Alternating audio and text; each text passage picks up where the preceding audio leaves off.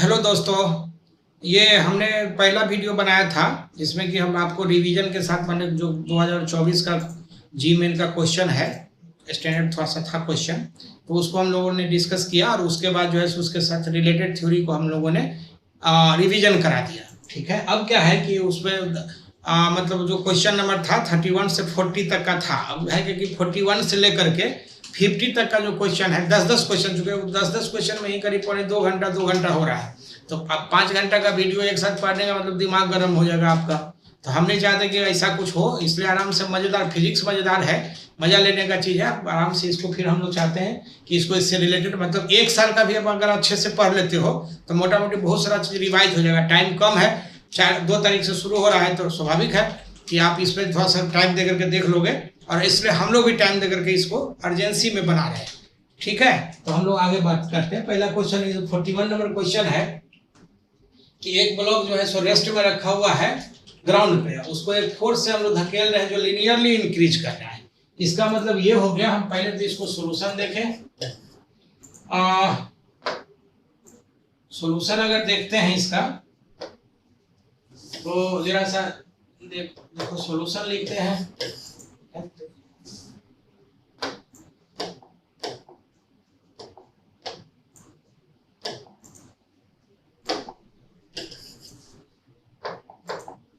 हम अगर सोल्यूशन की बात करें तो क्वेश्चन क्या कर रहा है कि एक बॉडी है, एक ब्लॉक है जो रखा हुआ है, इसको इस तरह से एम मास का मान लेते हैं।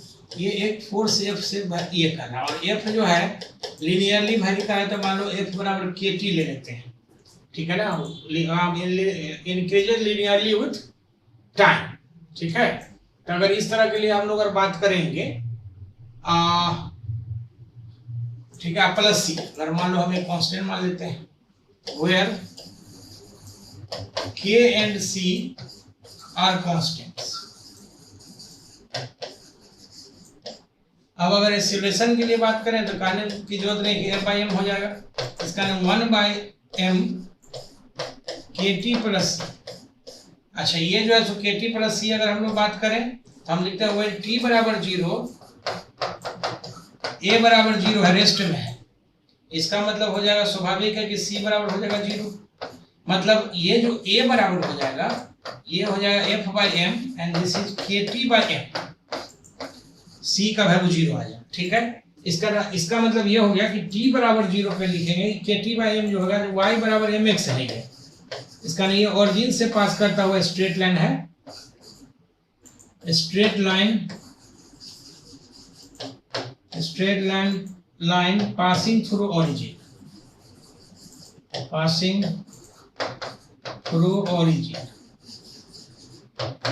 इसका मतलब सिंपल है कि इसका आंसर दूसरा होना चाहिए। ठीक है, क्योंकि लीनियरली वेरी कर रहा है तो हम एक जनरल स्ट्रेट लाइन मान लेंगे, और उसका जो कांस्टेंट है के और सी, उसको हम लोग मतलब इवैल्यूएट कर देंगे from the given condition. Initial rest है ग्राउंड पे, तो रेस्ट है, इसका वेलोसिटी भी 0 है और एक्सीलरेशन भी 0 है।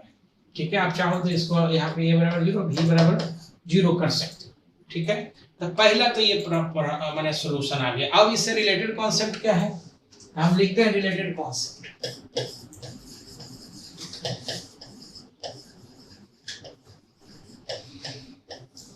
रिलेटेड कॉन्सेप्ट्स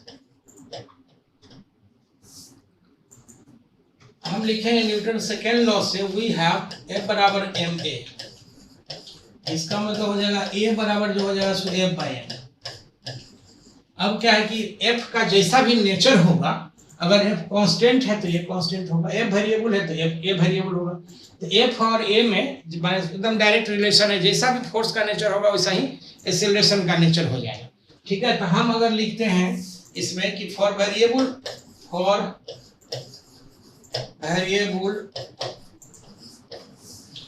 फोर्स और एक्सीलरेशन, वेरिएबल फोर्स और एक्सीलरेशन अगर बात करना चाहें, ठीक है, तो लिखते हैं case first, when A is function of time. तो हम कैसे डिस्कस करते हैं, तो लिखते हैं A बराबर लिखेंगे dv/dt एंड दिस इज हो जाएगा फंक्शन ऑफ टाइम। इसका नेम dv बराबर हो जाएगा function of time into D T. अब मान लो कि इंटीग्रेट करना चाहें तो जब टाइम 0 था तो वेलोसिटी हम 0 मान सकते हैं, जब टाइम t है तो वेलोसिटी हम v मान लेते हैं। तो यहाँ से जो v आ जाएगा ये अनदर कोई फंक्शन gt प्लस c आ जाएगा। हालांकि इसमें जो है ना बेहतर ये होगा कि लिमिट नहीं डाल करके जनरल इंटीग्रेशन कर ज़्यादा सही है, ठीक है। बाकी क्वेश्चन में कंडीशन दिया रहेगा तो उसके हिसाब से हम लोग इसमें लिमिट लगा देंगे तो वेलोसिटी मिल जाएगा। फॉर डिस्प्लेसमेंट के लिए बात करें, फॉर डिस्प्लेसमेंट अगर डिस्प्लेसमेंट निकालना है तो हम लिखते हैं v बराबर dx बाई dt, और ये dx बाई dt हो जाएगा this is gt plus c, ठीक है। इसका ने dx बाई dt, dx बराबर लिखेंगे यहाँ से बराबर हो जाएगा gt प्लस c और ये हो जाएगा dt। तो इसको अगर इंटीग्रेट करेंगे तो हमारा यहाँ से x एज ए फंक्शन कोई मान लो another function ft plus c आ जाएगा। बस इसी तरह से हम लोग डिस्टेंस और डिस्प्लेसमेंट और वेलोसिटी इस तरह से हम लोग निकाल लेंगे। कब? जब एक्सीलरेशन दिया हुआ फंक्शन ऑफ टाइम, और एक्सीलरेशन फंक्शन ऑफ टाइम हो या फोर्स फंक्शन ऑफ टाइम हो will have the same meaning. कोई बहुत मतलब बहुत ये नहीं होता है, खाली m जो है दैट इज कांस्टेंट, ये m कांस्टेंट होना चाहिए और उससे जो है मल्टीप्लिकेशन, जैसे फोर्स दिया रहेगा एक्सीलरेशन जो मल्टीप्लिकेशन है, ठीक है ना। फोर्स में मास से भाग दे दो तो एक्सीलरेशन मिल जाएगा, एक्सीलरेशन दिया हुआ है तो मास से गुना कर दो फोर्स मिल जाएगा वगैरह। अब अगर हम केस 2 लिखें, case 2 when acceleration is function of velocity, मान लो अगर ऐसा कहीं दिया हुआ हो तो हम लिखते हैं सबसे पहले नाउ a बराबर लिखेंगे this is dv by dt। अगर टाइम निकालना हो तो फंक्शन ऑफ वेलोसिटी, इसका नाम dv function of velocity into dt।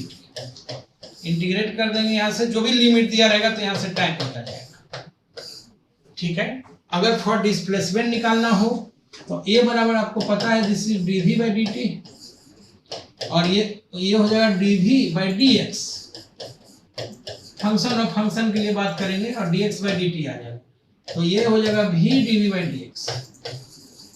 सो अगर हम लिखना चाहें कि v dv by dx and this is function of v, इसका नाम v dv by function of v into dx का इंटीग्रेशन कर लेंगे, यहाँ से x मिल जाएगा। मतलब अगर वेलोसिटी का फंक्शन हो तो हम टाइम कैसे निकालते हैं, डिस्प्लेसमेंट कैसे निकालते हैं। मान लो कि फंक्शन जब निकल के आ जाएगा तो उसका हम ग्राफ कैसे ड्रॉ करते हैं, ये चीज हमको उस समय जब जैसा फंक्शन रहेगा उसके अकॉर्डिंगली ग्राफ ड्रॉ करेंगे, या फिर डायरेक्ट फंक्शन पे ही पूछ सकता है।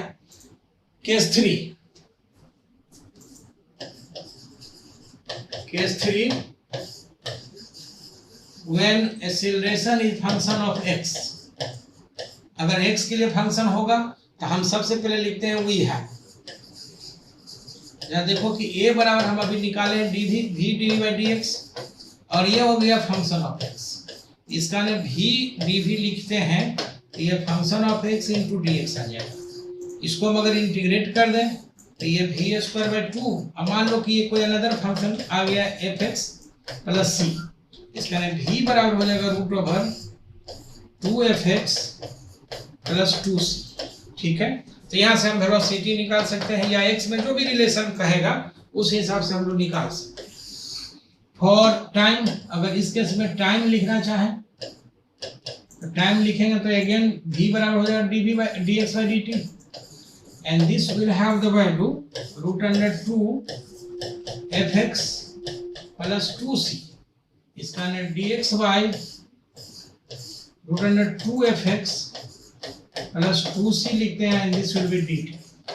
इंटीग्रेट कर लेंगे यहाँ से तो x एंड t में रिलेशन आ जाएगा और जो भी चीज चाहिए ये यहाँ से हम लोग निकाल सकते हैं। हम समझते इसमें कोई दिक्कत नहीं है। चलो ठीक है, अब अगला क्वेश्चन देखते हैं। कहता है कि if a rubber ball falls from a height h and revolves up to height h by 2, ठीक है, the percentage loss of the total energy of the initial system as well as velocity ball before it strike the ground respectively, ठीक है।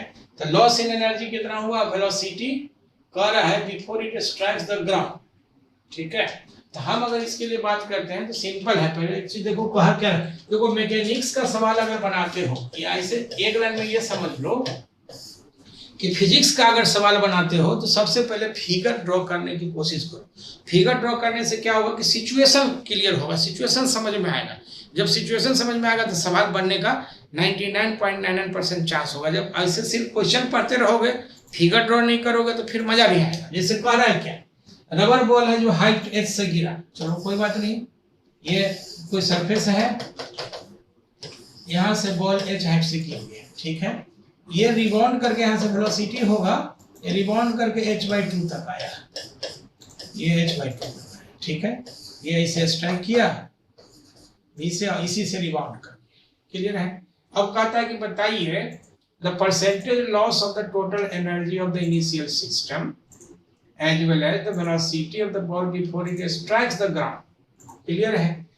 Loss energy का है तो initial energy लिखते हैं, total initial energy तो mgh था, फाइनल एनर्जी लिखते हैं तो ये जो होगा mgh/2, ठीक है। फाइनली तो वहां चला गया, इसका मतलब ये हो गया कि लॉस जो हो जाएगा, इसे ई लॉस हम लिख ही रहे थे, ई या माने फाइनल लिखे, अगर चेंज लिखते, ठीक है ना, ये लॉस है तो लॉस ऑलरेडी अपने आप में निगेटिव है, ठीक है ना, तो इसलिए फाइनल माइनस इसलिए मतलब ये हो जाएगा mgh/2, ठीक है।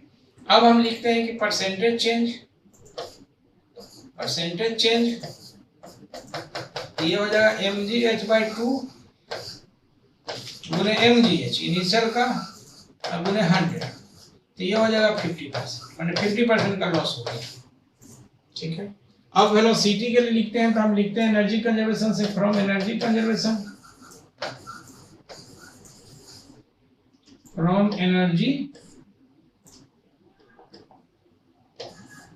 कंजर्वेशन, तो ये दिस mgh बराबर हो जाएगा हाफ mv², इसका v बराबर हो जाएगा √2gh। अब देख लो इसमें 50% √2gh, 50% तो कुछ चौथा आंसर हो जाएगा, ठीक है। अब इसमें रिलेटेड कॉन्सेप्ट क्या है, रिलेटेड कॉन्सेप्ट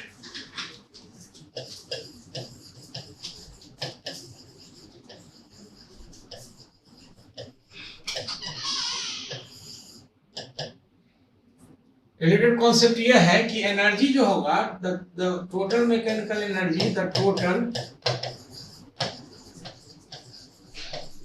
मैकेनिकल एनर्जी मतलब kinetic energy plus potential energy remains always constant, remains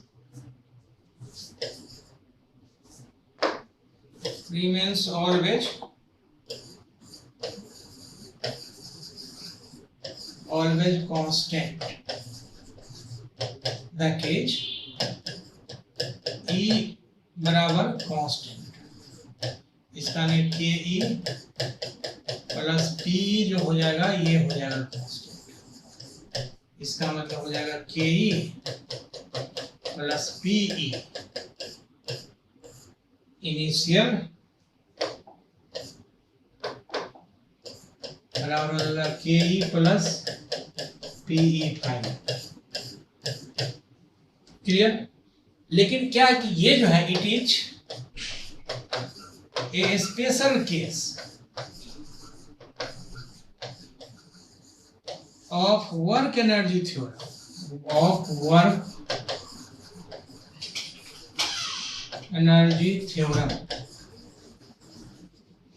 when there is no external force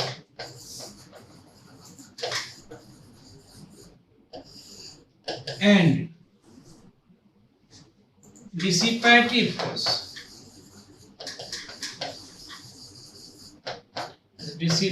force, इसको फ्रिक्शन बोलते हैं या कुछ फ्रिक्शन, ठीक है ना, एक्टिव मतलब ये। तो इसका मतलब इसमें जो है सो जनरल क्या है, तो हम लिखते हैं सो इन जनरल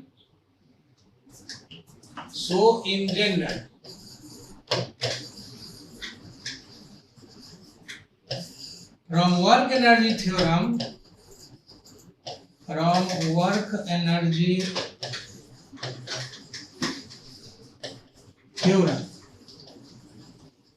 ठीक है, E final minus E initial बराबर work done by external plus work done by friction.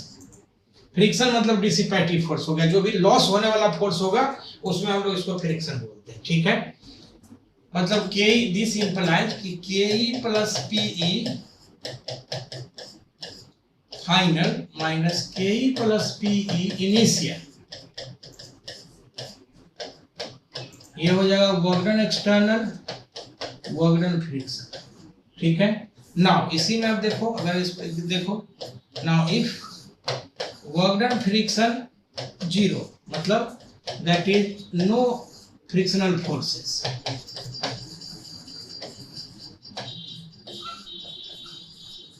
Frictional forces, तो दिस इंप्लाइज कि ये जो हो जाएगा K E plus PE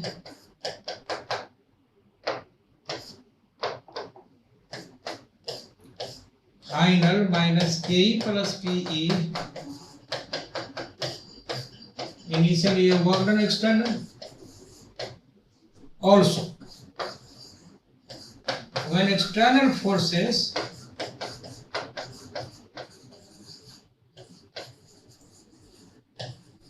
are absent, मतलब नहीं है कोई एक्सटर्नल फोर्स जो है सो आर एब्सेंट है, तो इसका मतलब स्वाभाविक है कि वर्क डन एक्सटर्नल क्या हो जाएगा 0।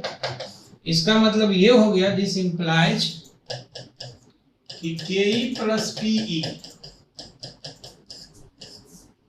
फाइनल बराबर हो जाएगा K E plus PE initial, और यही तो एनर्जी कंजर्वेशन है। तो इसलिए एनर्जी कंजर्वेशन जो है सो स्पेशल केस है, इस पर हम लोग बहुत सारे एग्जांपल्स कर सकते हैं, ठीक ना। थोड़ा सा ये हो जाएगा, टाइम टेकिंग हो जाएगा, तो इसलिए हमको लगता है कि इतना रिवीजन से ज्यादा सही है। जैसे जैसे मान लो वो हमें क्वेश्चन बताओ, एगो एग्जांपल भी कर ही देते हैं। लेट अस से एग्जांपल 1 मान लेते हैं कि इसमें जो है सो एक सिस्टम है ऐसा m मास का, ये ऐसे है, ठीक है, ये 2m मास का है। लेट अस से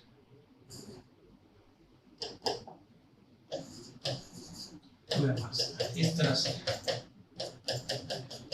इसमें फ्रिक्शन है, ठीक है। ये किसी भी तरह का हो सकता है, हम एग्जांपल के बारे में इलस्ट्रेशन में बता रहे हैं कि हम कैसे यूज करें। अब इसमें है कि फ्रिक्शन है, तो फ्रिक्शन है तो हम एनर्जी कंजर्वेशन, हालांकि एनर्जी कंजर्वेशन भी लगा सकते हैं दूसरे फॉर्मेट में, माने जो एनर्जी कंजर्वेशन का ये फॉर्म है इसको हम लोग बदल के फिर दूसरे फॉर्मेट में लगाएंगे। तो इट्स बेटर कि यहाँ फ्रिक्शन है माने डिसिपेटिव फोर्स है, तो हम लोग क्या करेंगे कि वर्क एनर्जी थ्योरम लगा देंगे। तो वर्क एनर्जी थ्योरम लगाएंगे, कहता है कि ये h हाइट गिर गया, ठीक है, तो बताइए कि वेलोसिटी क्या है।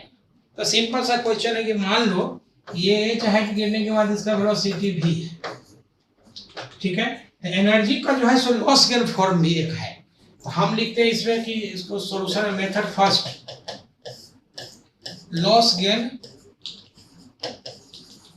फॉर्म एनर्जी का, ये एनर्जी कंजर्वेशन का लॉस गेन फॉर्म। तो हुआ क्या, हुआ ये कि h हाइट गिरा तो इसने लॉस किया 2mgh, इसके चलते क्या हुआ, तो दोनों को काइनेटिक एनर्जी मिला half mv² plus half 2m into v² plus friction के अगेंस्ट वर्क किया था 2mg इंटू 2h।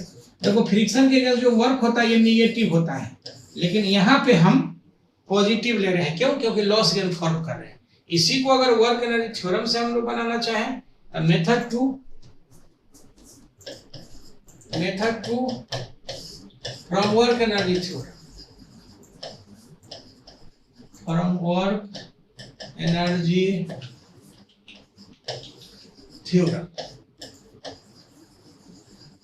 ठीक है। वर्क एनर्जी थ्योरम से अगर हम लोग बात करना चाहें इसमें, तो सिंपल सा सिचुएशन ऐसा है, मान लो यू ये म्यू है, ये एच है, हम यहाँ पर रिफरेंस लेवल ले लेते हैं, कोई दिक्कत नहीं है। ये तो हाइट हमेशा सेम रहेगा, इसको कैपिटल एच बोलते हैं, ठीक ना। ये हम लोग शुरू में h1 मानते हैं, अब बाद में जो है सो ये h2 आ जाएगा, ये हाइट h2, ठीक है। ये हाइट अगर h गिरा है तो ये हो गया h1 माइनस h2 जो हो जाएगा दिस इज h, अगर h गिरा है तो। अब है क्या कि E final minus E initial बराबर work done by external plus work done by friction. इसका फाइनल एनर्जी कितना है भाई, तो इसको जो 2m है ये m है। अब बहुत लोग बोलेगा 2m छोटा है m बड़ा है, कैसे लोहा का होगा लकड़ी का होगा, हो सकता है, ठीक है। तो ये लिख देंगे अगर हम इसका, तो mgh capital H final energy, क्योंकि वो सेम लेवल पे है। अच्छा इसके लिए लिखते हैं तो this is mgh2 plus 2mh2 plus half गुने 2m गुने v², ये फाइनल एनर्जी हो गया दोनों मतलब सिस्टम का। फिर माइनस लिखेंगे, माइनस लिखते हैं mgh capital H plus 2gmh1 plus half into, अच्छा काइनेटिक एनर्जी शुरू में था नहीं तो ये तो जीरो हो जाएगा, ठीक है। तो इसका मतलब ये हो गया बराबर हम लिखेंगे work done external plus work done friction, ठीक है। तो इसको जो है सो देखो ये mgh गया, यहां से जो आ जाएगा this comes to this is 2mgh2 minus h1, तो h2 माइनस h1 हो जाएगा माइनस h, ठीक है, प्लस हाफ गुने 2m v² बराबर लिखेंगे minus mu mg into 2h। इस इक्वेशन को भी सॉल्व करेंगे तो पहले जैसा रिजल्ट आएगा, आप एक बार चेक कर लें, ठीक है। तो कहने का सेंस है कि हम इस तरह से इसी में अगर इस पर चार्ज दे दें, इलेक्ट्रिक फील्ड दे दें तो वो एक्सटर्नल वर्क भी हो जाएगा। तो क्वेश्चन इस तरह से बच्चा जैसा पूछता है, लेकिन आपके पास कंफर्म मतलब एक श्योर शॉट जो इक्वेशन होना चाहिए, जो कॉन्सेप्ट होना चाहिए वो आपके पास आना चाहिए। कोई बात नहीं, हम आगे बात करते हैं अगला क्वेश्चन। देखो the equation of standing wave या स्टेशनरी वेव दिया हुआ है, ठीक है। तो सिंपल है कि हम इसको सॉल्यूशन लिखेंगे, solution the equation of standing wave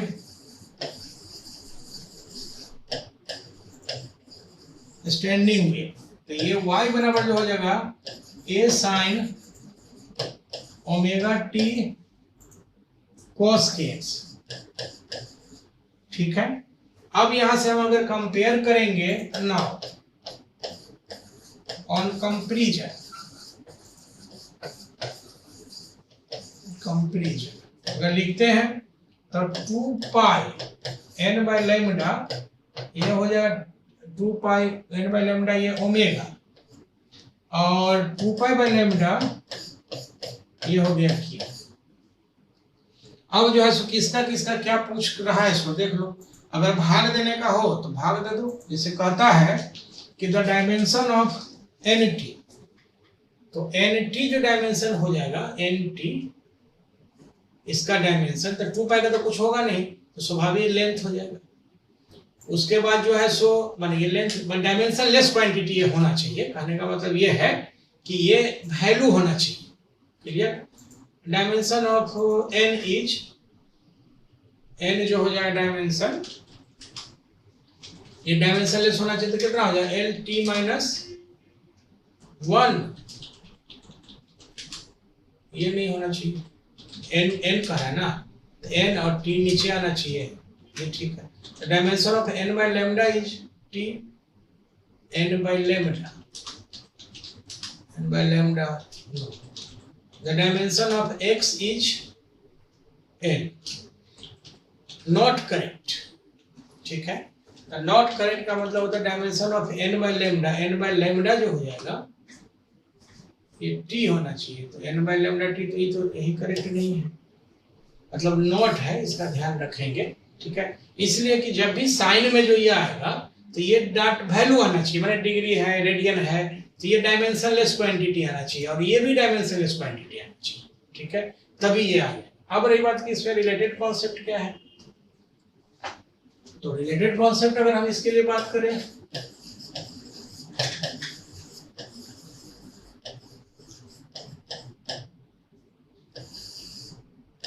कहीं भी हम लिखते हैं जैसे y बराबर लिखेंगे a sin omega T plus minus के एक्स। मान लो ये ट्रेवलिंग वेव का इक्वेशन है, इक्वेशन ऑफ ट्रेवलिंग वेव, ठीक है। तो ये जो क्वांटिटी है ये पूरा का पूरा ओमेगा टी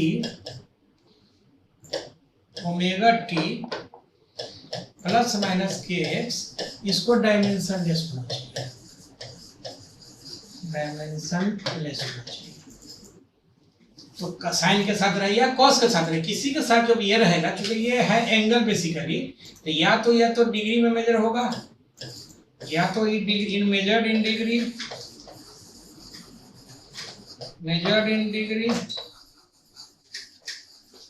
या मेजर्ड इन रेडियन।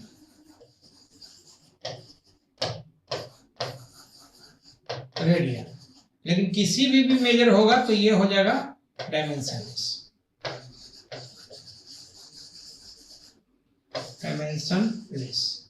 ठीक है।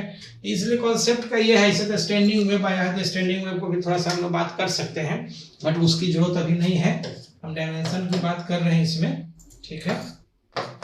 जो भी होगा इसमें ये इस तरह से कुछ आ जाएगा। तो आप उसका ऐसा हम लोग यूनिट डायमेंशन रखेंगे, जैसे ओमेगा का डायमेंशन अगर हम यहाँ बात करना चाहें तो 1/t हो जाएगा, टाइम ईटी है तो कैंसिल हो जाएगा। के का जो है सो एक्स है तो ये मीटर में होगा, तो के का होना चाहिए 1/मीटर, ठीक ना। मतलब ये कि अगर हम यहाँ पे लिखते हैं ओमेगा का ये होना चाहिए 1/टाइम, मतलब सेकेंड, और 1/सेकेंड अगर लिखना चाहें। उसी तरह से हम लिखेंगे के का 1/मीटर या डिस्टेंस, 1/ जो डिस्टेंस का डायमेंशन होगा वो होना चाहिए, तभी तो डायमेंशनलेस होगा ये। अगला क्वेश्चन कहता है कि एक बॉडी है जो इतना मीटर में n सेकेंड में जाता है, 115 मीटर n+2 सेकेंड में जाता है। तो ये तो सिंपल है। अगर हम सॉल्यूशन की बात करें, इसमें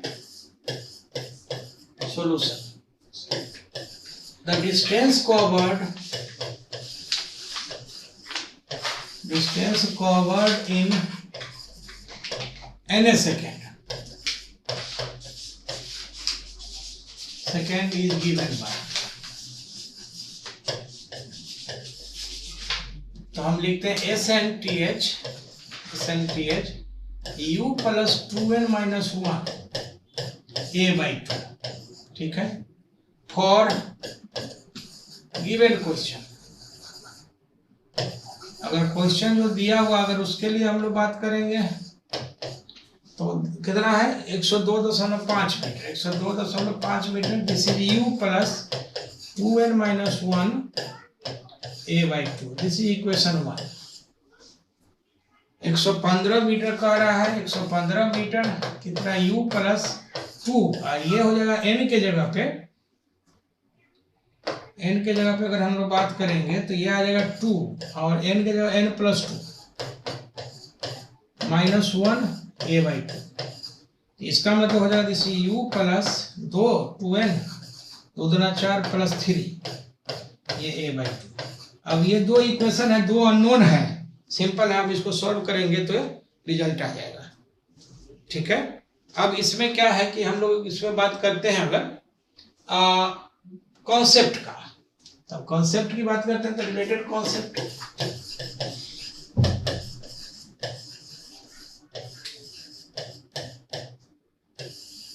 रिलेटेड कॉन्सेप्ट बोलते हैं, ठीक है। हाँ, तो हम लोग बात कर रहे थे कि मतलब रिलेटेड कॉन्सेप्ट माने nth डिस्टेंस में इसमें 2-3 चीज बहुत मजेदार है। मजेदार क्या क्या है तो बताते हैं कि एक तो पहले जो है सो जो फार्मूला है, ठीक है ना, हम इसको लिए बात करते हैं तो SNTH लिखते हैं, SNTH, तो ये है u plus 2n minus 1 a/2, ठीक है। इसका मतलब ये हो गया, कहता पहले तो है कि डायमेंशनली करेक्ट है कि इनकरेक्ट है। तो बहुत बच्चा ये भी बोलता है कि करेक्ट है, बहुत बच्चा कहता है इनकरेक्ट है, लेकिन ये क्लियर है कि ये डायमेंशनली करेक्ट है। इट इज डायमेंशनली करेक्ट, पहले तो ये है। क्यों करेक्ट है तो हम बात करते हैं, ठीक है। जैसे let the value of distance covered in 1 second, मान लीजिए 1 सेकेंड में अगर बात करते हैं तो हम लिखते हैं s बराबर u गुने t प्लस हाफ a गुने t का स्क्वायर। इसको हम लोग फाइनली ऐसे लिख सकते हैं s बराबर u प्लस a बाई 2। तो आप इसको डायमेंशनली इनकरेक्ट नहीं बोल सकते, it is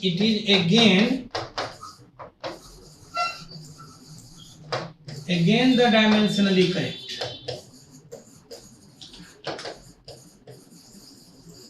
again the dimensionally correct. क्यों करेक्ट? क्योंकि 1 सेकेंड में डिस्टेंस कवर किया हुआ है। तो उसी तरह से ये भी जो डिस्टेंस है इसको हम लोग जो बोलते हैं, तो ये बोलते हैं कि distance covered in nth second, या फिर इसका दूसरा लैंग्वेज होता है distance covered in last 1 second, ठीक है।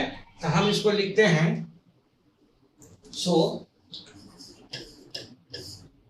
The distance covered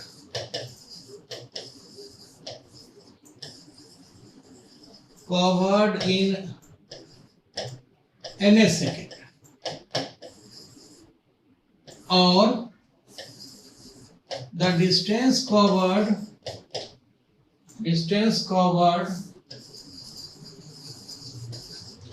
in last 1 second, ठीक है। ये दोनों से हम इस इक्वेशन को डिराइव करके दिखाते हैं, ठीक है। तो मान लेते हैं कि लेट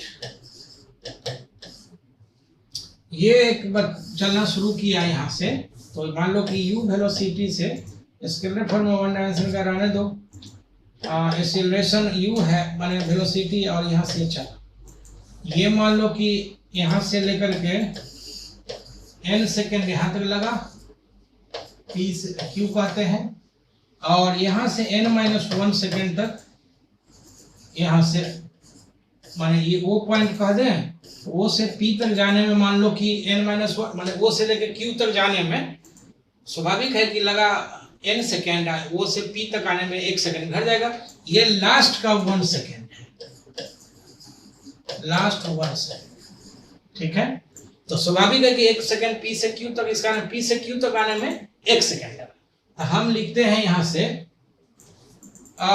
U, अच्छा ये सब बताने की जरूरत नहीं है यार। लेट u बराबर इनिशियल वेलोसिटी, ये सब तो समझ में आ रहा है, ये सब इनिशियल वेलोसिटी, और a बराबर जो हो गया सो एक्सीलरेशन, एक्सीलरेशन कांस्टेंट है, ये यूनिफॉर्म है, ठीक है। अब रही बात ये कि हम लिखेंगे sn बराबर, sn बराबर हो जाएगा un plus half a n square, Sn-1 बराबर तो un-1 प्लस हाफ an-1 का होल स्क्वायर। सो SnTh लिखते हैं तो ये हो जाएगा Sn-1, इसका मतलब हो जाएगा कि un plus half an square minus un-1 plus half an-1 का स्क्वायर। थोड़ा सा मेहनत करोगे तो ये जो सॉल्व करोगे, दिस कम्स टू SnTh, ये आ जाएगा u plus 2n-1 a by, ये आ जाएगा, ठीक है। Again distance covered in last 1 second, again या हम इसको दूसरे तरीका से भी लिख सकते हैं, और again distance covered in last 1 second. तो लास्ट 1 सेकेंड में एक चीज जरा गौर से देखो कि यहाँ का जो वेलोसिटी होगा, p पर जो वेलोसिटी होगा वो अगले 1 सेकेंड के लिए इनिशियल वेलोसिटी हो गया। तो हम लिखते हैं SnTh बराबर u at p into 1 second, पहले तो इसे लिखो ut plus half A T square, तो ut plus half A T square, इसका मतलब हो जाएगा U P into 1 second plus half A गुने 1 का स्क्वायर। अब अच्छा यूपी का जो वेलोसिटी है, जरा गौर से देखो, पी पर जो वेलोसिटी होगा ये इनिशियल से n-1 सेकेंड का वेलोसिटी है। तो हम यहाँ पे लिखते हैं, जैसे हम अगर यूपी लिखना चाहें तो हम लिखेंगे u plus n-1 into A, u plus A T, तो n-1 सेकेंड है, तो हम लिखेंगे u प्लस n-1 इंटू ए, ये हो गया into 1 second plus half A गुने 1 का स्क्वायर, और इसको तोड़ोगे तो आ जाएगा u प्लस 2 माइनस 1a/2। इसीलिए हम ये बोल रहे थे कि ये इक्वेशन जो है डायमेंशनली करेक्ट है। इवन तुमको बता दे कि बहुत सारा किताब में लिखा रहता है डायमेंशनली इनकरेक्ट है, पता नहीं और लोग पढ़ाते क्या है नहीं मालूम, लेकिन इस तरह से कुछ हम लोग इसका डिस्कशन करते हैं। क्लियर? ठीक है। अगला हम क्वेश्चन अगर बात करें तो जरा देखो, कहता है कि to measure the internal resistance of the battery the potentiometer is used. ठीक है, पोटेंशियोमीटर हम लोग बहुत सारा काम के लिए यूज करते हैं, ठीक ना, और बेसिकली ईएमएफ जो दो सेल का होता है उसके कंपेरिजन के लिए हम लोग बात करते हैं। कहता है फॉर आर बराबर 10 ohm the balance point is observe L बराबर 50, कोई दिक्कत नहीं है, एंड फॉर आर बराबर 1 ohm the balance point is 400, internal resistance पूछ रहा है। क्लियर है? हम इसका सॉल्यूशन पहले लिखते हैं। ठीक है, जो पोटेंशियोमीटर वायर है उसका हम लोग पोटेंशियल ग्रेडियंट अगर लिखेंगे, ठीक है, तो पोटेंशियल ग्रेडियंट जब लिखते हैं तो हम लोग कैसे लिखते हैं कि let the potential gradient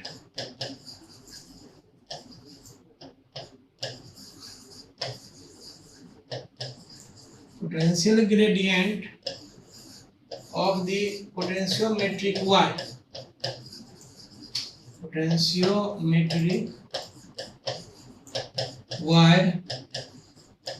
is lambda. Let us say ये जो है देखो ग्रेडियंट कहीं भी होता है ना तो पर यूनिट लेंथ होता है किसी का भी, जैसे टेम्परेचर ग्रेडियंट तो टेम्परेचर पर यूनिट लेंथ या temperature change per unit length, ठीक है ना।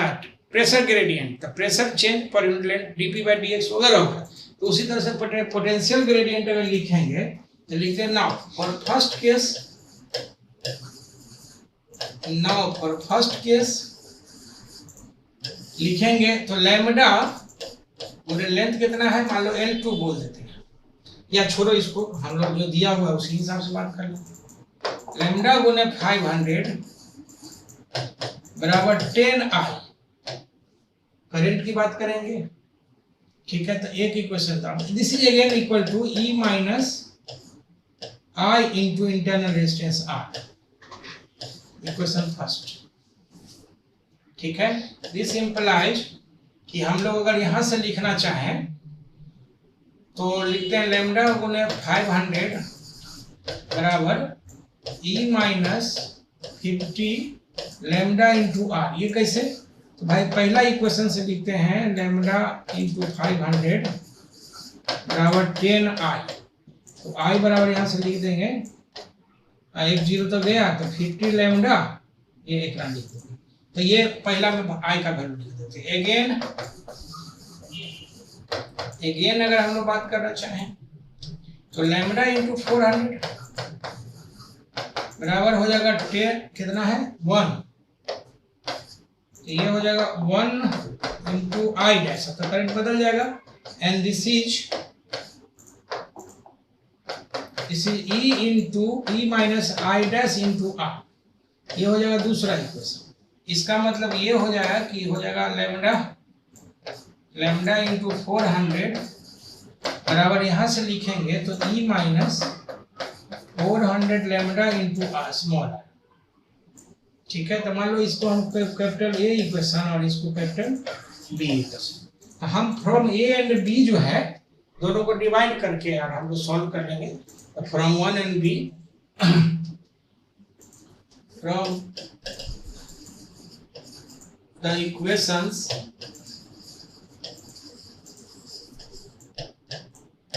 we can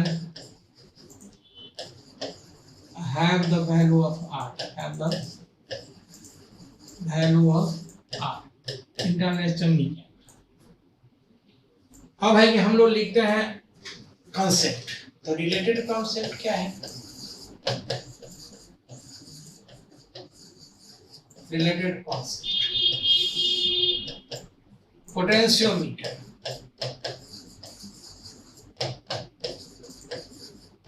potentiometer,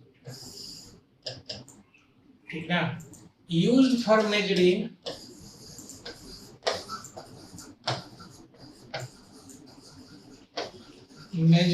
or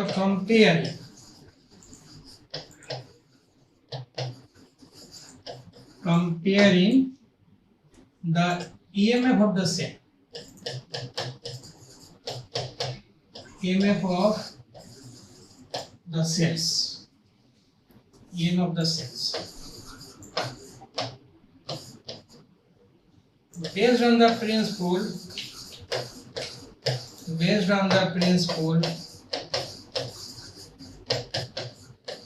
that for given current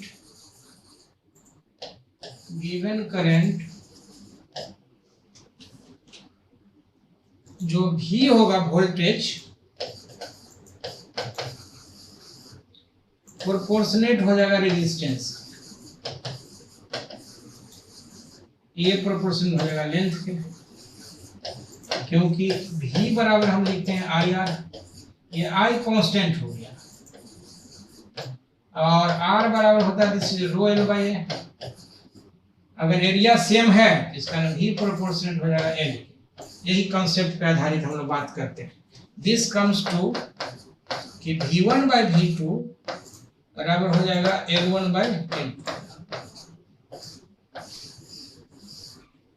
अब है कि एडिशनल में हम इसका जो है so also the internal resistance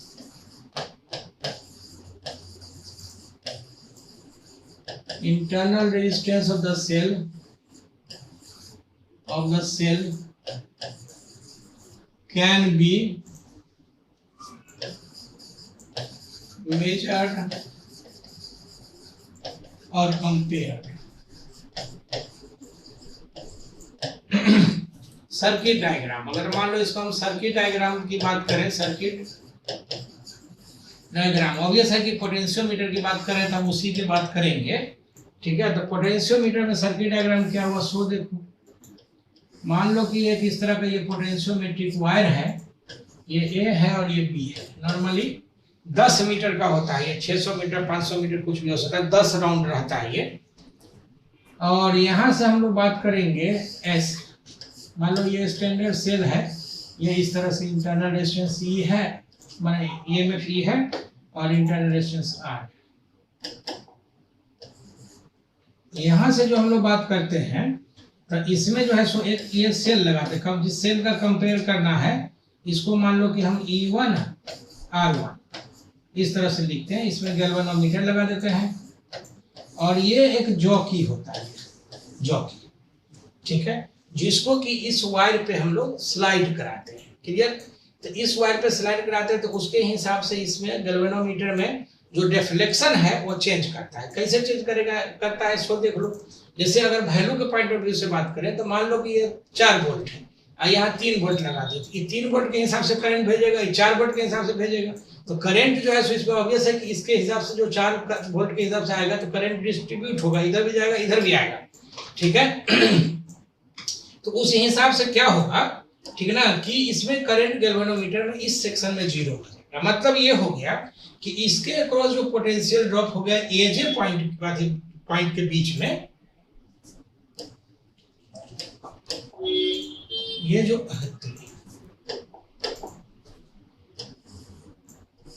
AJ point के बीच में जो देखो एजे पॉइंट के बीच में जो पोटेंशियल ड्रॉप होगा ये इसके बराबर हो जाएगा। नॉर्मली इसमें ऐसे तो करंट तुम कुछ भी मान लो, I1 मान लो, I2 मान लो, जो करंट मानने का मन मान लो। तो इन जनरल हम ये भी दिखा देते हैं कि कैसे आएगा, लेकिन एक चीज क्लियर है कि अगर करंट 0 है तो इसमें IR ड्रॉप 0 हो गया।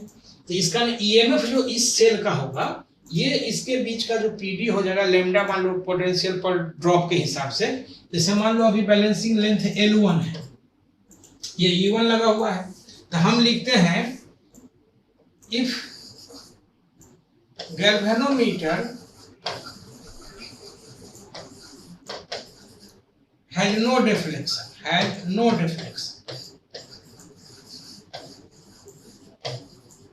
अगर गैल्वेनोमीटर में कोई डिफ्लेक्शन नहीं है, इसका मतलब E1 जो हो जाएगा, दिस इज हो जाएगा लैम्डा इंटू L1, जहां पे लैम्डा बराबर हो गया पोटेंशियल ग्रेडियंट। पहला इसको हम लोग इक्वेशन मान लेते हैं। अब क्या किए हम इसमें कि E1 सेल को हटा के हम दूसरा सेल E2 लगा दिए। E2 लगा देंगे तो स्वाभाविक है ये लेंथ वही नहीं रहेगा, ये खिसक जाएगा। तो ये हम ऐसे लिखते हैं फॉर E1 से, यहाँ पे लिख देते फॉर E1 सेल, इतना आ जाएगा। फॉर E2 सेल अगर बात करेंगे तो फिर ये E2 बराबर आ जाएगा, ये लैम्डा वाई तो वही है, ये L2, ये दूसरा इक्वेशन आ जाएगा। इसका मतलब हो जाएगा सो फाइनली हम डिवाइड कर देंगे तो E1 बाई E2 जो आ जाएगा ये L1 बाई L2। तो यही बेसिक प्रिंसिपल पर ये आधारित होता है, जिसमें कि हम करंट जीरो मानते हैं। No current is flowing through galvanometer,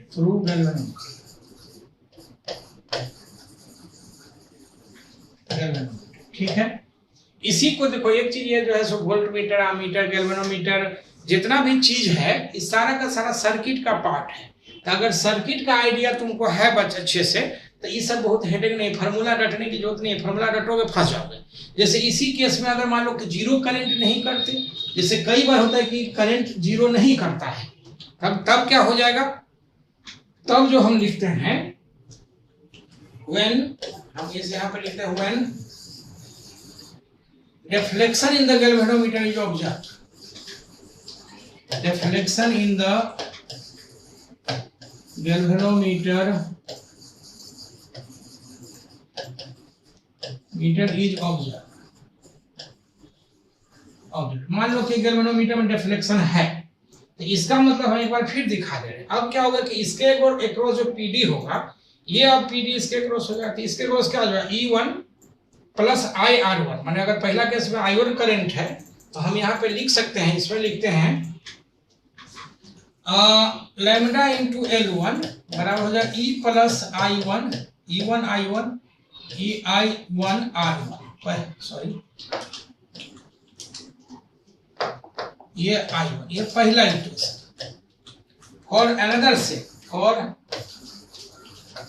another experimental cell, मान लो इसको एक्सपेरिमेंटल सेल भी बोलते हैं, एक्सपेरिमेंटल सेल, तो हम लिखेंगे लैम्डा इंटू L2 बराबर E2 प्लस I2R, ये दूसरा।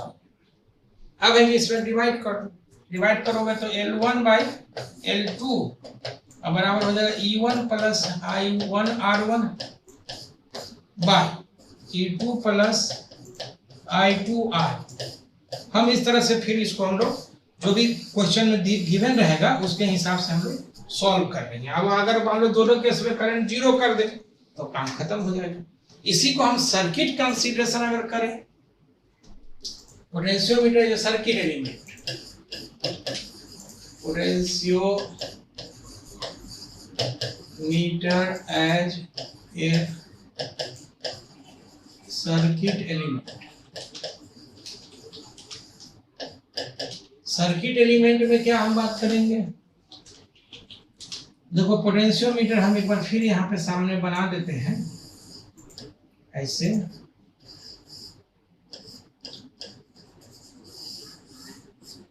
ये बी हो गया, ये ए पॉइंट हो गया, ये यहाँ से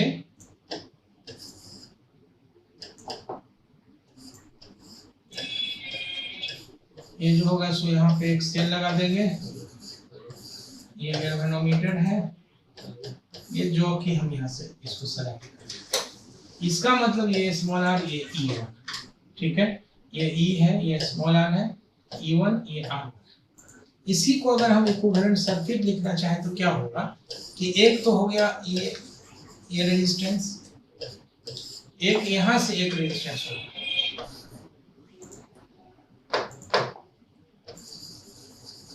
एक रेजिस्टेंस यहां से हो जाएगा। ये कैसे होगा सो हम तुरंत बात कर लेते हैं। और ये ऐसे हो गया, ठीक है। मान लेते हैं लेंथ L है, इसका रेजिस्टेंस R है और कैपिटल L है, तो हम लिखते हैं इसका अगर हम लोग मानो R डैश रेजिस्टेंस मान लें तो R डैश बराबर रेजिस्टेंस ऑफ लेंथ L, और ये R जो है रेजिस्टेंस ऑफ लेंथ L, माने टोटल लेंथ जो होगा लेंथ L। हम यहाँ से लिख सकते हैं कि R बटा कैपिटल L इंटू स्मॉल, मतलब L लेंथ के लिए रेजिस्टेंस कैपिटल R है तो यूनिट लेंथ के लिए तो R बाई L और इसमें स्मॉल L के लिए तो ये हो जाएगा, हम इसको R डैश बोलते हैं, R डैश। तो ये स्वाभाविक है कि ये जो रेजिस्टेंस हो जाएगा, ठीक है ना, ये टोटल अगर मान लो लेंथ के लिए है तो इसके लिए हो जाएगा हम R डबल डैश बोल देते हैं। ये R डबल डैश क्या है, जैसे R बटा L into L minus L, ठीक है ना, यहाँ से अब ये हो जाएगा स्मॉल r1 और ये E। अब यहाँ से करंट क्या है, I है, अब I है तो इसमें जो है सो आप इसमें क्या करो कि इधर I1 मान लेते हैं, इधर I2 मान लेते हैं। अब इस सर के बारे में बहुत दिस इज वेरी जनरल, अरे कहने का मतलब कि अगर थोड़ा लेवल का सवाल पूछ देगा तो हो जाएगी दिक्कत, तो इसलिए हम लोग डिस्कस कर रहे हैं कि अगर जनरल बात करें तो एक तो इक्वेशन हो जाएगा I बराबर यहाँ से I1 प्लस I2, किरचॉफ का पहला लॉ, ये पहला लूप है, ये दूसरा लूप है, ठीक है। इन लूप फर्स्ट अगर बात करते हैं तो ये हो जाएगा, देखो मानो ये E है ये R है, तो हम लिखेंगे minus E plus IR plus I1 R dash plus IR double dash बराबर 0, ये दूसरा इक्वेशन हो जाएगा, ठीक है। और इन लूप हम लिख देते हैं, यहीं पे लिख देते हैं, इन लूप 2 अगर बात करते हैं तो इसमें घूम जाओ, घूमोगे इधर से तो I1 R dash minus E1 plus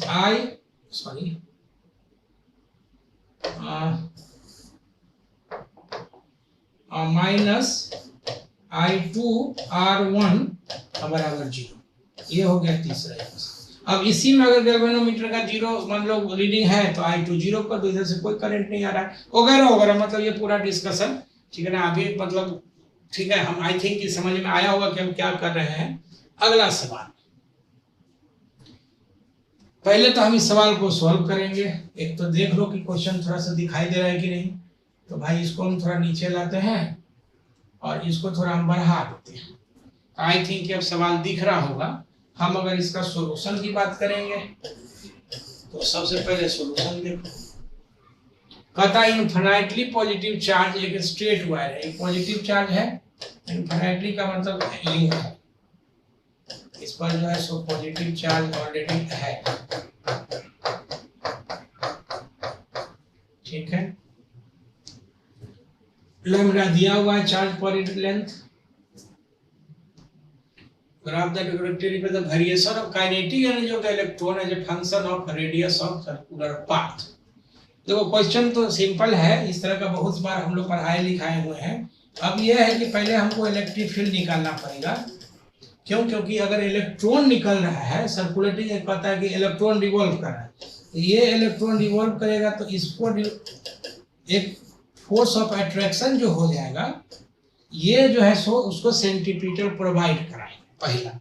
तो फोर्स ऑफ अट्रैक्शन के लिए जो सेंटीमीटर प्रोवाइड कराएगा, इसका मतलब ये हो गया कि mg²/r अगर हम लिखना चाहें, मान लो ये r है, बराबर हो जाएगा E इंटू ई, पहला इक्वेशन। अब है क्या है कि भाई इलेक्ट्रिक फील्ड मिल जाए, तो फॉर इलेक्ट्रिक फील्ड लिखते हैं इलेक्ट्रिक फील्ड, तो हम लोग फ्रॉम गॉस थ्योरम लिखते हैं, फ्रॉम गॉस थ्योरम। तो लिखेंगे E dot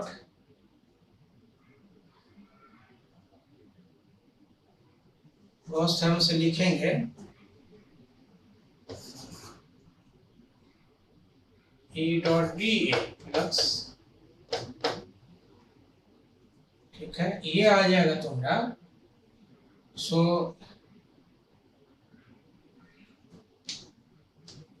Q by epsilon.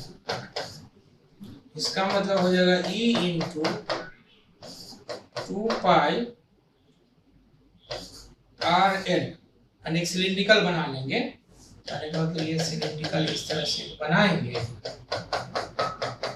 और गॉस थ्योरम लगा लेंगे। ये हो जाएगा lambda into L by epsilon. इसका मतलब यहाँ से अगर लिखते हैं, देखो यहाँ लिख देते हैं भाई, ई बराबर जो हो जाएगा सो हो जाएगा lambda by 2 pi epsilon R. बहुत अच्छे, ई लैम्डा बराबर lambda by 2 pi epsilon nought R आ जाएगा। बाकी सब कैंसिल हो, एल एल कैंसिल हो जाएगा। इसका मतलब लिखते हैं सो फोर्स ऑन इलेक्ट्रो, ये ई गुने ई बराबर हो जाएगा, ये सेंटीमीटर उसको नाचने के लिए प्रोवाइड कराएगा। इसका मतलब हो जाएगा कितना, E lambda by 2 pi epsilon nought into R बराबर हो जाएगा M V square by R. तो half M V square kinetic energy के लिए बात करेंगे, ये के हो जाएगा, ये हो जाएगा this is E lambda by 2 pi epsilon. ठीक है, अब है क्या कि तो भाई इंडिपेंडेंट होगा काइनेटिक एनर्जी, क्या है इसका मतलब आर से इंडिपेंडेंट है, मतलब काइनेटिक एनर्जी, ठीक है ना। तो लिखते हैं सो ये आर आर कैंसिल हो जाएगा, माने इसमें थोड़ा सा इसको अच्छे से लिख दो, तो आर आर कैंसिल हो जाएगा। तो हम लिख सो के is independent of R and hence remains constant। इसका मतलब काइनेटिक एनर्जी जो होगा सो कांस्टेंट रहेगा, ये होना चाहिए। ठीक है, चेक कर सकते हो तुम भी, इसमें कोई बहुत माने बहुत ये नहीं है। ठीक है, अब रही बात ये कि अगर हम लोग इसमें बात आगे करें तो आगे कॉन्सेप्ट क्या यूज हो गया,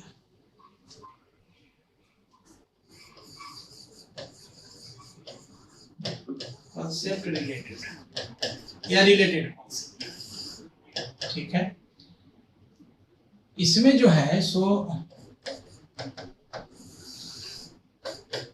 ये इनफाइनाइट लेंथ का है, तो हम लोग कुछ नहीं करते, इससे पहले तो हम किसी भी पॉइंट पे इलेक्ट्रिक फील्ड निकालते हैं। मान लो पी पॉइंट है, ये इलेक्ट्रिक फील्ड जाना चाहिए, यूनिट पर डायरेक्शन ऐसे हो जाएगा, इसमें तो कोई दो मत है नहीं। ठीक है, अब क्या है कि इसके लिए हम अगर मान लो कि इस तरह से हम लोग सिलिंड्रिकल एक ये ले लें, इसको गॉसियन सरफेस जिसको बोलते हैं, सिलिंड्रिकल अगर ले लें, इसका नाम इमेजिनरी होता है, ये गॉसियन सरफेस, गॉसियन सरफेस। ठीक है, ये लेंथ एल है, ये लैम्डा है, तो हम इसमें लिखेंगे चार्ज इनक्लोज्ड, चार्ज इनक्लोज्ड, ये हो जाए कितना, लैम्डा इंटू एल। एरिया जो लिखेंगे, एरिया ऑफ सिलेंडर, ये हो जाएगा 2 पाई आर एल, अगर हम इसको आर मान लें तब। So from Gauss theorem, Gauss theorem से बात करेंगे तो ये ई डॉट डी एस जो नेट फ्लक्स होगा ये Q in by epsilon nought होगा। इसका मतलब हो जाएगा ई उन्हें 2 pi R L lambda into L by epsilon. तो यहाँ से ये गए, तो ये E बराबर जो हो जाएगा this is lambda by 2 pi epsilon not r, हम इतना लिख सकते हैं। इसका मतलब यहाँ पे जो इलेक्ट्रिक फील्ड होगा ये प्रोपोर्शनेट 1/r हो जाता है। ठीक है, अब इलेक्ट्रिक फील्ड जब मिल गया तो इसके बाद अब कुछ भी जो भी निकालने का मन हो अब निकाल सकते हैं, माने फोर्स से रिलेटेड। ठीक है, इसी तरह से अगर पोटेंशियल हम यहाँ निकाल दें या पोटेंशियल डिफरेंस निकाल दें तो फिर उससे रिलेटेड हम लोग बात करेंगे। जैसे जैसे एक एग्जांपल हम दिखाते हैं, मान लो एक एग्जांपल दिखा देते हैं। ठीक है, लेट अस से ये कुछ इस तरह से,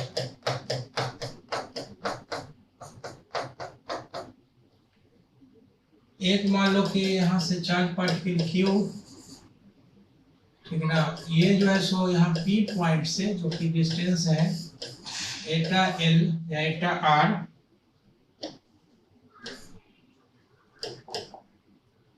एटा R, इसको जो है सो इस तरह से फेंका गया है वेलोसिटी v नॉट। कहता है कि Q पॉइंट पे आ जाएगा तो वेलोसिटी v बताइए क्या हो जाएगा, जो डिस्टेंस है r। ठीक है, ये लैम्डा है। मतलब मेरा कहने का सेंस सिंपल है कि व्हेन प्रोजेक्टेड फ्रॉम P, वो एग्जांपल करके देख लेते हैं। एग्जांपल हम लिखते हैं कि charge Q projected from point P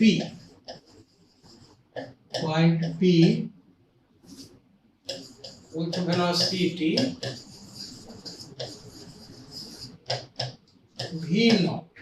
दिक्कत लगे तो भाई ये भी तुम मान लो, चार्ज उसमें कंफ्यूजन हो जाएगा तो इसको जो है सो हम ए बी मान लेते हैं, इसको ए मान लेते हैं, इसको बी मान लेते हैं। ठीक है, फ्रॉम पॉइंट हम यहाँ पर लिख देते हैं, ये हो जाएगा A with velocity v naught towards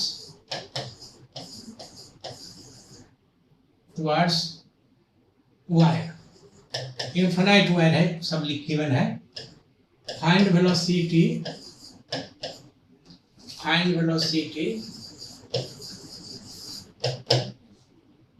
eight B. ठीक है, मान लो एक छोटा सा सवाल, ऐसे तो इस पर बहुत सारा सवाल आ सकता है, बहुत सारा तो तुरंत नहीं हो सकता, लेकिन खैर एनीवे हम इसके लिए अगर बात करते हैं तो सबसे पहले हम लोग बात करेंगे ये क्या कि इलेक्ट्रिक फील्ड तुम्हारे पास जो है lambda by 2 pi epsilon not r या r या x जो भी मानना चाहो, डेल्टा v लिखते हैं तो ये हम लिखते हैं dv का integration, this is e dx minus ये हो जाएगा लैम्डा बटा 2 pi epsilon not dx by x, और शुरू में डिस्टेंस है एटा r और अब है r।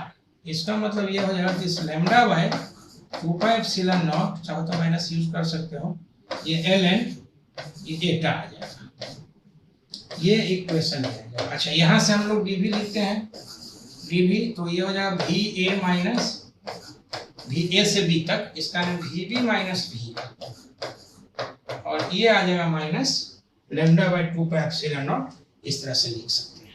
ठीक, अब अगर हम एनर्जी कंजर्वेशन लिखना चाहें, नाउ फ्रॉम एनर्जी हम इसी लिख देते हैं एनर्जी कंजर्वेशन, तो ये ई ए बराबर हो जाएगा ई। इसका मतलब ये हो जाएगा कि इसके पास काइनेटिक एनर्जी है half M V naught square plus ये क्यू गुने वी ए पोटेंशियल एनर्जी बराबर इसे half M V B square plus Q into V B. ठीक है, इसका मतलब ये हो जाएगा कि half M V square plus Q V A minus V बराबर हो जाएगा this is half M V B square.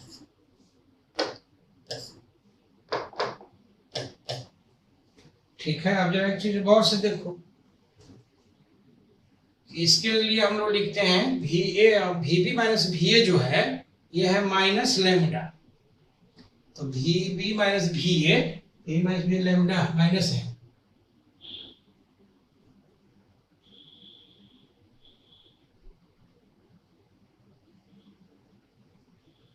तो ये आ जाएगा दिस इम्प्लाइज कि half M V square minus lambda 2 pi epsilon ln, eta बराबर हो जाएगा हाफ एम वी स्क्वायर। तो यहाँ से हम लोग वी भी निकाल सकते हैं, ठीक है। मतलब कहने का साफ है कि ये आ जाएगा वी ए से वी बी आर बटा, तो ये तो प्लस हो जाएगा, सॉरी, तो यहाँ से क्योंकि जब इंटीग्रेशन करोगे तो इंटीग्रेशन करके जो आएगा प्लस है, प्लस क्यों आ जाएगा, तो ये आर बटा एटा आर हो जाएगा, तो 1 माइनस एटा आर, तो माइनस ये और माइनस इधर से आ जाएगा, ठीक है। तो यहाँ इसका मतलब ये हो गया कि ये बता रहा है देखो इसको ऐसे कोई सॉल्यूशन करने के बाद हम एनालिसिस भी कर सकते हैं। कैसे कर सकते हैं कि ये पॉजिटिव चार्ज है यहाँ से Q और ये पॉजिटिव की तरफ भेज रहे हैं, ठीक है। तो स्वाभाविक है ये रिपेल कराएगा इसको, तो रिपेल कराएगा तो यहाँ बी पे आते आते वेलोसिटी घट जाएगा। हो सकता है ये भी कह दे कि बी पे बताओ कि कितना दूर से फेंके कि रेस्ट में आ जाए, मैंने क्वेश्चन इस पे बहुत सारा चीज हो सकता है, हम सिर्फ पॉसिबिलिटी की बात कर रहे हैं कि क्या क्या हो सकता है। तो वेलोसिटी घट जाएगा, तो यहाँ जो हमने बनाया उसमें जो इनिशियल काइनेटिक था उसमें से इतना पार्ट घट जाएगा और फिर वेलोसिटी कम आ गया, सॉल्व कर लेंगे इसको, ठीक है, वगैरह वगैरह। मतलब एक बार जैसे इसको एक बार देख लो, ठीक है ना। इसी तरह का हम लोग बहुत सारा चीज कर सकते हैं। नाउ नेक्स्ट क्वेश्चन, ठीक है ना। अब इसमें देखो कि ये डायोड का सवाल है, सॉल्यूशन। पहले हम इसको बनाएंगे फिर उसके बाद बात करते हैं, ठीक है। डायोड का जो बाइसिंग का सवाल है, बाइसिंग में क्या है कि इसमें देखो ये जो है सो पॉजिटिव है नेगेटिव, हम अभी रिलेटेड थ्योरी में बात कर लेंगे। तो ये रिवर्स बाइसिंग है, ये फॉरवर्ड बाइसिंग है। तो डायोड अगर नाम दे देते हैं इसका हम लोग, मान लो D1 दे दें नाम, ये D2 दे दें, तो लिखते हैं diode D2 is in reverse biasing.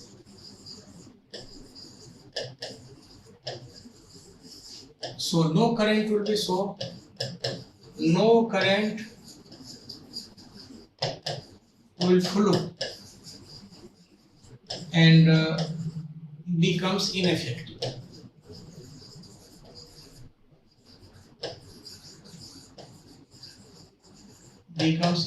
मतलब इनफेक्टिव हो जाएगा। इसका सर्किट जो आ जाएगा, सर्किट कुछ ऐसा है,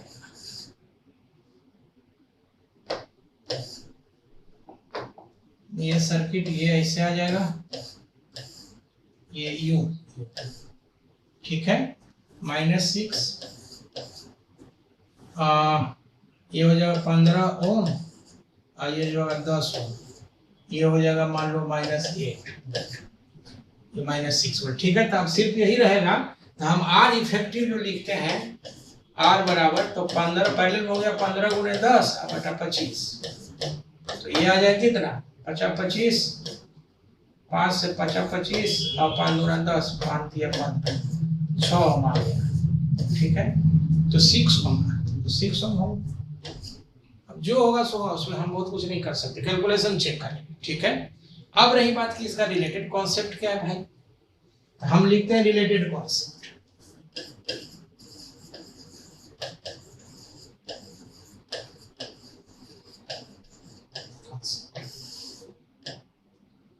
इसमें हम सबसे पहले बाइसिंग ऑफ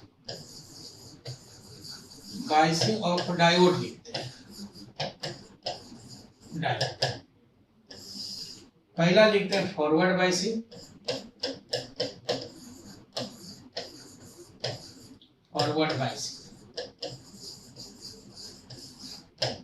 कोई डायोड है मान लो इसमें इस तरह से, इसको अगर हम पॉजिटिव से जोड़ दें इस तरह से, यहाँ पे हम लोग आउटपुट वगैरह निकालना चाहें तो हम लोग रेजिस्टेंस वगैरह लगा सकते हैं, कोई प्रॉब्लम नहीं है। यहाँ से हम लोग को ये आउटपुट मिल जाएगा, ठीक है। आउटपुट हम चाहें तो यहाँ पे इनपुट भी लगा सकते हैं, ये हो जाएगा इनपुट। मेजर बात यह है कि ये हो गया पॉजिटिव और ये हो गया नेगेटिव। पीएन जंक्शन है, पीएन, इसे याद रखेंगे। ये हो गया पी, ये पी हो गया, ये एन, ठीक है, ऐसे है, ठीक है। इसके बारे में तो बहुत सारे डिटेल्स हैं, पूरा मजेदार है बहुत। सबसे बड़ी बात है कि बहुत आसान है। तो खैर ये पॉजिटिव, ये पॉजिटिव, ये नेगेटिव। तो जब पॉजिटिव को माने पी टाइप को पॉजिटिव से जोड़ेंगे, हम लिखते हैं P type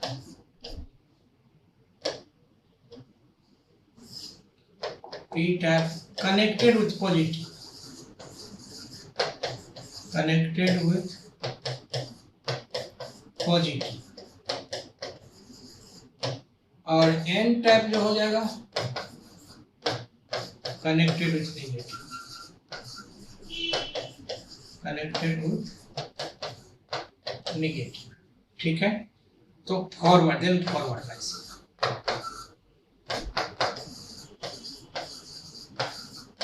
then forward biasing. और फॉरवर्ड बाइसिंग में क्या है, ठीक है ना, कि करंट इस होके बहता है और डायोड इफेक्टिव होता है, ठीक है। तो हम लिखेंगे इन this case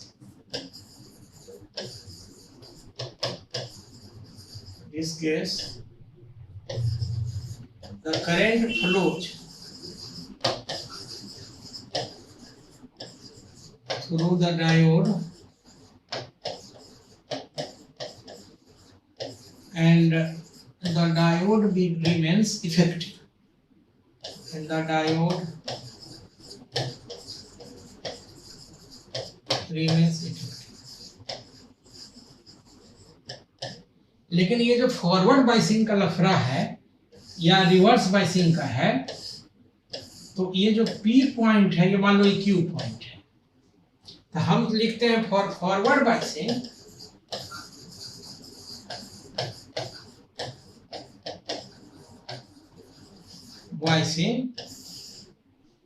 point P should remain positive,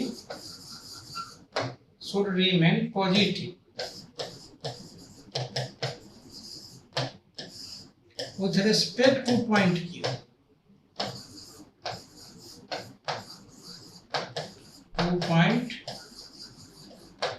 मतलब पॉजिटिव का मतलब यह है कि ऐसा नहीं है कि प्लस हो, इसके रिस्पेक्ट में ये पॉजिटिव होना चाहिए बस। अगर -10 है, -8 है, तो इसके रिस्पेक्ट में पॉजिटिव है। ये मान लो 8 है और ये 6 है, तो इसके रिस्पेक्ट में पॉजिटिव है। मतलब ये है कि P को जो है सो पॉजिटिव होना चाहिए विथ रिस्पेक्ट टू Q, ठीक है। इसी तरह से अगर ऐसा हो जाएगा तो ये फॉरवर्ड बाइसिंग हो जाएगा, और जब फॉरवर्ड बाइसिंग होता है इसमें करंट बहने लगेगा।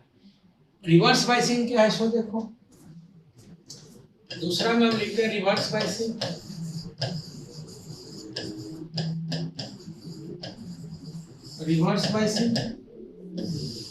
रिवर्स बाइसिंग में क्या है कि हम इस तरह से लेते हैं सेल, ऐसे ही रहने देते हैं, इसको हम नेगेटिव से, इसको पॉजिटिव से, फिर वही आउटपुट वगैरह सब निकालना चाहते हैं निकाल दो, नहीं तो थोड़ा मजेदार है कि जब पढ़ाना होता तो फिर ज्यादा मजा आता। बाकी हमको अभी शॉर्ट में जो है सो निकलना है, यहाँ से इनपुट आना,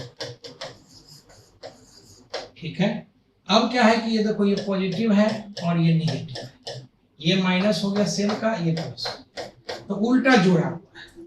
इसका ना पी टाइप जो हो जाएगा कनेक्टेड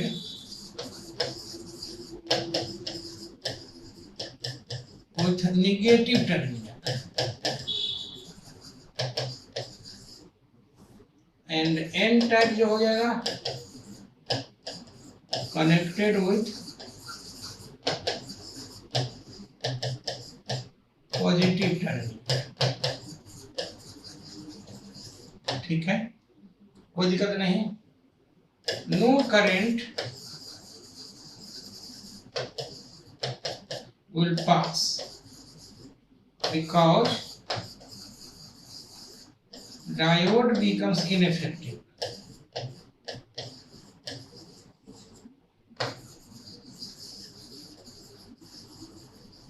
इनइफेक्टिव। अच्छा, इसी में क्या मजेदार बात है, काहे इनइफेक्टिव हो जा रहा है? इसलिए हो जा रहा है कि जो इसमें दो तरह का माने होल्स और करंट जो होता है तो डिफ्यूज्ड होता है। तो डिफ्यूज तो जंक्शन जो है, तो जंक्शन पे ये रिवर्स बाइसिंग में इतना ज्यादा कंसंट्रेशन बढ़ा देता है डिफ्यूज्ड इलेक्ट्रॉन्स होल्स का, जिससे कि वहां पे करंट को पास करना माने जो नॉर्मल वे में जो होल्स इलेक्ट्रॉन्स होता है उसको क्रॉस करना कठिन हो जाता है, जिसके चलते इसमें करंट नहीं जाता है। और रिवर्स बाइसिंग अगर हम लिखे और reverse biasing,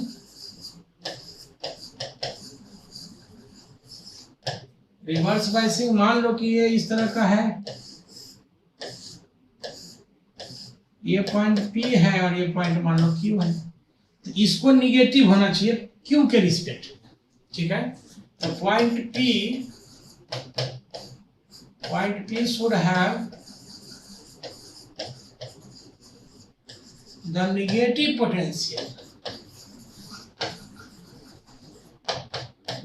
potential with respect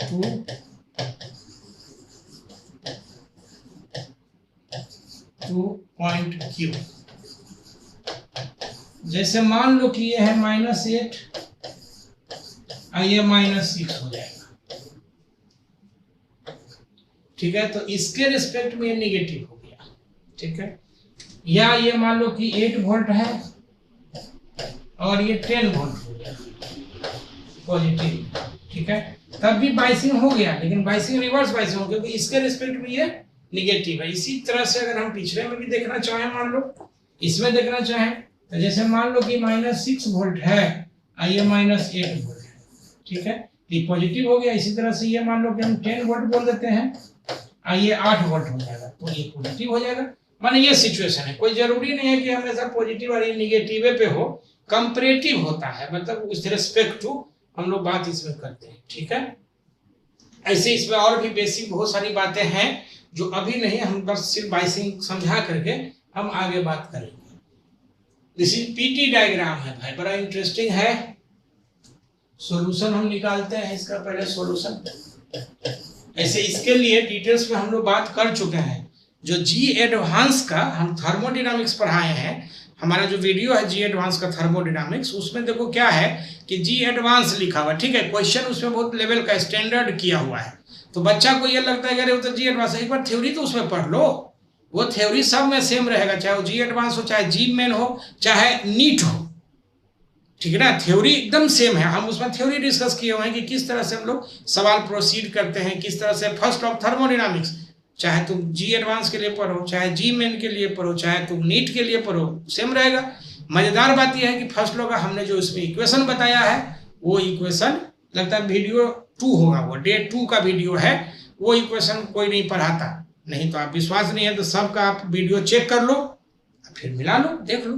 खैर एनीवे, समझ में आएगा धीरे धीरे। हम इसमें बात करना चाहते हैं कि पीटी डायग्राम है, ठीक है। तो पीटी डायग्राम के लिए अगर हम लोग ड्रॉ करना चाहे कांस्टेंट वॉल्यूम का, ये जो है सो डेंसिटीज है, डेंसिटी दिया हुआ है, ठीक है ना। तो कांस्टेंट वॉल्यूम है सिंपल। अब जरा एक चीज देखो, हम लिखते हैं, लिखेंगे वी है, थोड़ा सा क्वेश्चन घुमा दिया, डेंसिटी बराबर लिखते हैं, ये डेंसिटी है, डेंसिटी बराबर मास बटा वॉल्यूम, मास बटा वॉल्यूम, ठीक है। इसका मतलब ये हो गया, ठीक है ना, कि वॉल्यूम बराबर अगर हम लिख दें तो मास बटा डेंसिटी, ठीक है। मास किसी भी गैस का मास हमेशा ये कांस्टेंट होता है, कांस्टेंट, ठीक है। तो अब कांस्टेंट होता है तो हम लोग अगर मान लो पीटी डायग्राम पे हम इधर टी बोलते हैं, इधर पी बोलते हैं, मान लो 3 वो इस तरह से दिखाया, हम वॉल्यूम के लिए बात करें, V1 V2 V3।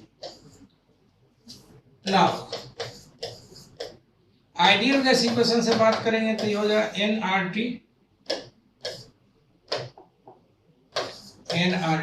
मतलब ये हो जाएगा कि हम लिखेंगे यहाँ से, अगर मान लो वॉल्यूम कांस्टेंट रखते हैं तो P बराबर NR बटा V, ये T हो जाएगा। तो स्लोप अगर लिखते हैं इसमें हम, स्लोप तो ये हो जाएगा dp बाय dt, ठीक है।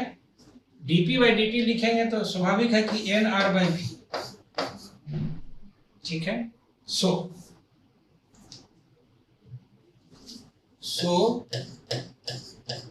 स्लोप जो हो जाएगा proportional 1/v and this is proportional rho. इसका मतलब हो जाएगा डायरेक्ट अगर लिखते हैं तो स्लोप प्रोपोर्शनेट रो माने डेंसिटी, क्योंकि मास कांस्टेंट होगा तो इसका मतलब जिसका डेंसिटी ज्यादा होगा उसका स्लोप ज्यादा होगा। तो आप जरा गौर से देख लो, ये पीटी डायग्राम है, टी है, ये पी है, ये जो है सो एक बार क्वेश्चन देख लो क्या है, रो 1 रो 2 रो 3, ठीक है। ये रो 1 है, ये रो 2 है और ये रो 3 है।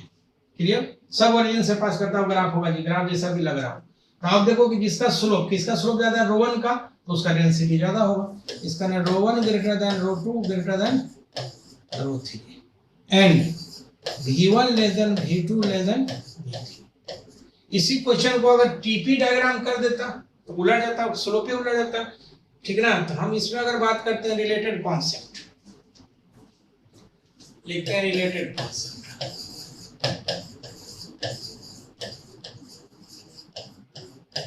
रिलेटेड कॉन्सेप्ट, ठीक है। पीवी बराबर एनआरटी, हम चाहे तो M R T by capital M कर सकते हैं। इसका नहीं, पी बराबर लिखेंगे M by V R T by M. इसका मतलब हो जाएगा this is rho R T by M, ये हो जाएगा पी। तो एट, अच्छा पी और टी के बीच में हम लोग बात करेंगे तो लिखते हैं इसमें ना फॉर स्लोप, तो dt by dt rho R by, इसका स्लोप जो हो जाएगा इसमें प्रोपोर्शनेट रो, मतलब साफ है ये t है, ये p है, ये स्लोप देखो एक्स एक्सिस से ये एंगल है, ठीक है। तो जिसका वैल्यू ज्यादा होगा, माने ये मान लो रो 1 है, ये रो 2 है, ये रो 3 है, स्लोप जिसका ज्यादा होगा इसका मतलब हो जाएगा this rho 1 greater than rho 2 greater than rho 3। Clear?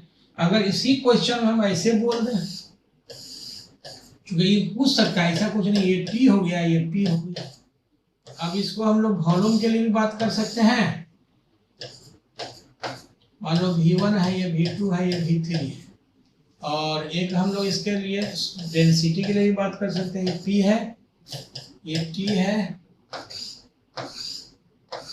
ये कुछ ऐसा है, ठीक है। इसलिए रो 1 रो 2 और रो 3 हमारा जो सिचुएशन है इसमें, इसी pv बराबर हो जाएगा m rt by m, this is rho rt by m, p हो जाएगा, ठीक है।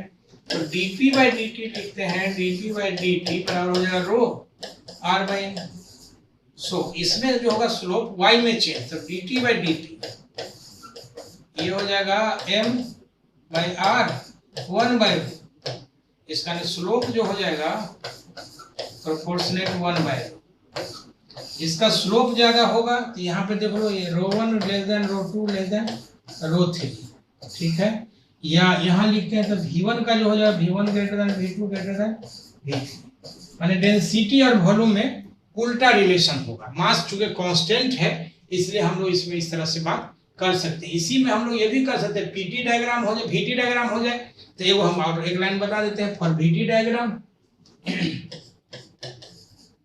फॉर वीटी डायग्राम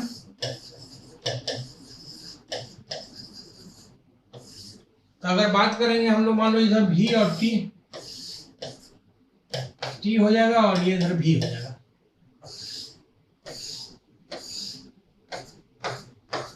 मान लो कि P1, P2, P3।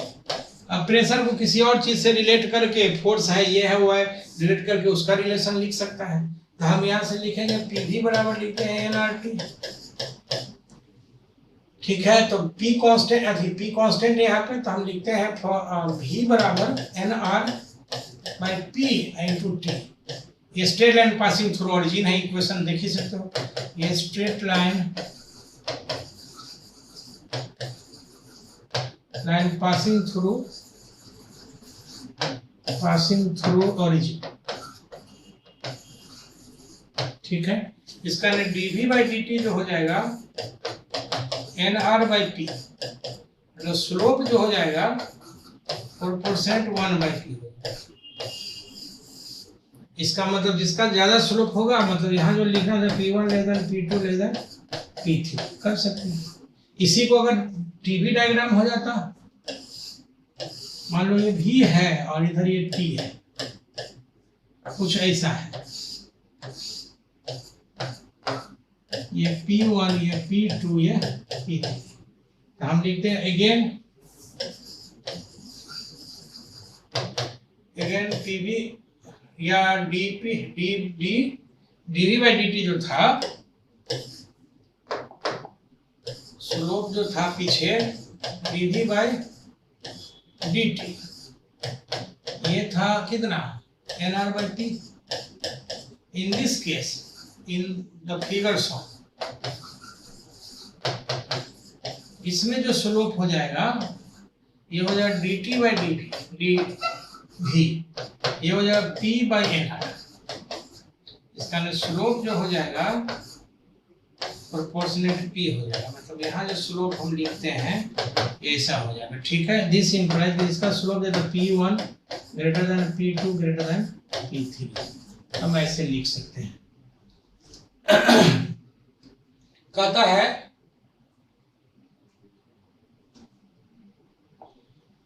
The coordinate of the particle moving in xy plane दिया हुआ है, ठीक है। अब एक्सीलरेशन पर क्वेश्चन पूछ रहा है, ठीक है। तो हम लोग लिखते हैं कि गिवन जो है, इसमें पहले हम सॉल्यूशन लिखते हैं।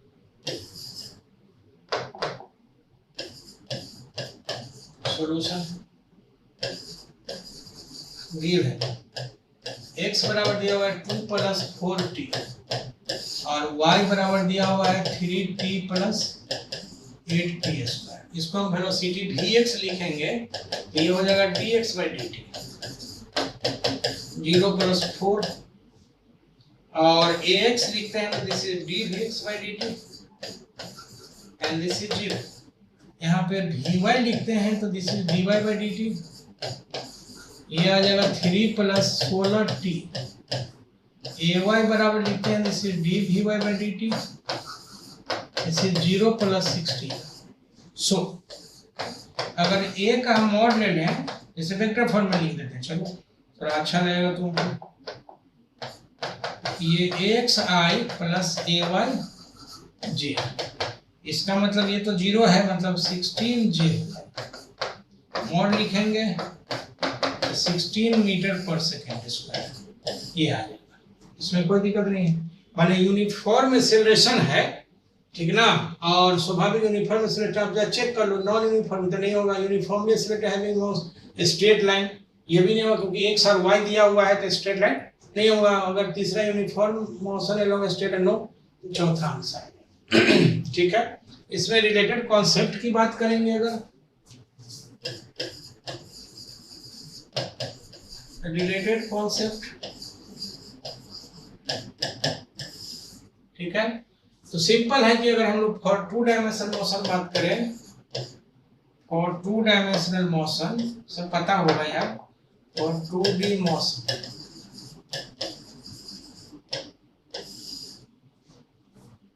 तो कोऑर्डिनेट हो जाएगा x और y।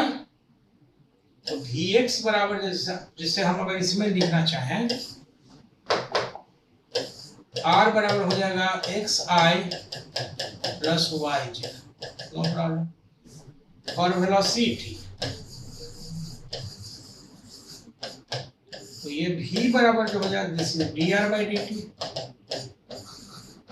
ये हो जाएगा v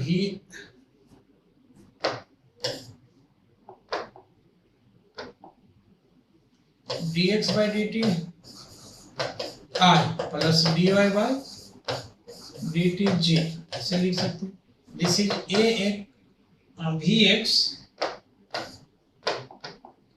vx i plus V Y J और ये भी हो जाएगा। इसका मतलब v का अगर मॉड लिखेंगे तो ये आ जाएगा रूट अंडर कितना vx का स्क्वायर vy का स्क्वायर। डायरेक्शन के लिए अगर बात करेंगे tan थीटा तो dy बाई vx हम मॉड ले लेंगे यहाँ से और फिर हम इसी हिसाब से बात करेंगे, ठीक है। और एक्सेलरेशन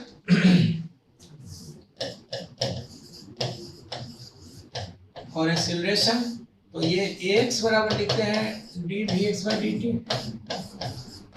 इसका मतलब ये हो जाएगा, पहले डायरेक्ट डिफरेंशिएट कर दो, ये हम ये लिखेंगे तो वेक्टर फॉर्म में ही लिख देते हैं। ये हो जाएगा this is D V X by D T I plus D V Y by D T J. इसका मतलब हो जाएगा दिस इज ए बराबर ए एक्स आई ए वाई जे, ठीक है। इसका मॉड अगर लिखते हैं हम तो ये हो जाएगा रूट अंडर ए एक्स का स्क्वायर प्लस ए स्क्वायर का tan बीटा मान लो इसमें मानते हैं तो this is A Y by A x.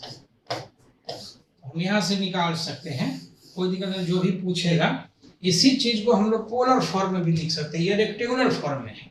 Rectangular form का मतलब हुआ कि एक्स वाई कोऑर्डिनेट के रूप में, ये एक्स है ये वाई है, तो इधर मान लो कि भी एक्स हो जाएगा, इधर ए एक्स हो जाएगा, इधर हो जाएगा तो मेरा भी वाई और इधर ही हो जाएगा ए वाई, ठीक है। तो इस तरह से हम लोग रिलेशन निकाल सकते हैं, ठीक है। अब रही बात इसमें क्या कि अगर हम इसी को पोलर फॉर्म में दिखाना चाहें, two dimension, for polar form अगर देख लें और पोलर फॉर्म तो एक्सेलरेशन के लिए मेन बात करते हैं तो हम लिखते हैं इसको वेक्टर फॉर्म लिखते हैं ओमेगा क्रॉस आर। इसी फॉर्मूला से, इसका और भी तरीका है। तो फॉर एक्सेलरेशन हम लिखेंगे ए बराबर हो जाएगा this is D V by D T और ये हो जाएगा omega cross D R by D T plus D omega by D T cross R. इसका मतलब हो जाएगा ओमेगा क्रॉस भी हो जाएगा ये प्लस ये अल्फा क्रॉस आर। इसका नाम ओमेगा क्रॉस भी बराबर omega cross R plus alpha cross R. हम ऐसे लिख सकते हैं। ये जो है सो नॉर्मल एक्सीलरेशन कहलाता है और ये जो है सो टेंजेंशियल एक्सीलरेशन कहलाता है, ठीक है ना। तो इसको वेक्टर फॉर्म में भी अगर हम चाहें तो तोड़ के लिख सकते हैं। सो टोटल एक्सीलरेशन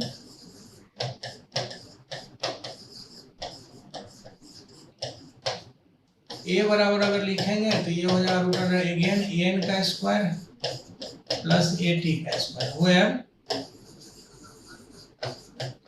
एन बराबर हो जाएगा ओमेगा स्क्वायर आर या वी स्क्वायर बाई आर और ए टी बराबर हो जाएगा दिस इज डी और वी का मॉड बाई डी टी। वो आ जाएगा वहां से, ठीक है ना।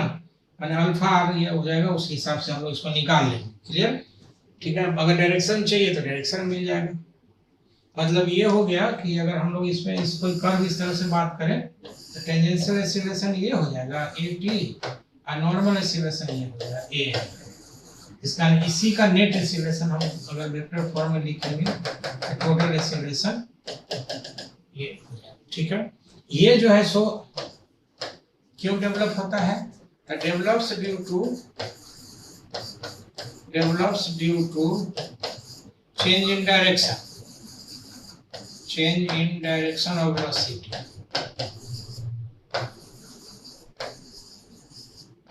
Magnitude remains constant.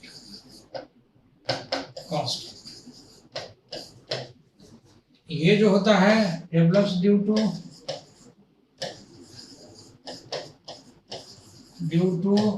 change in magnitude.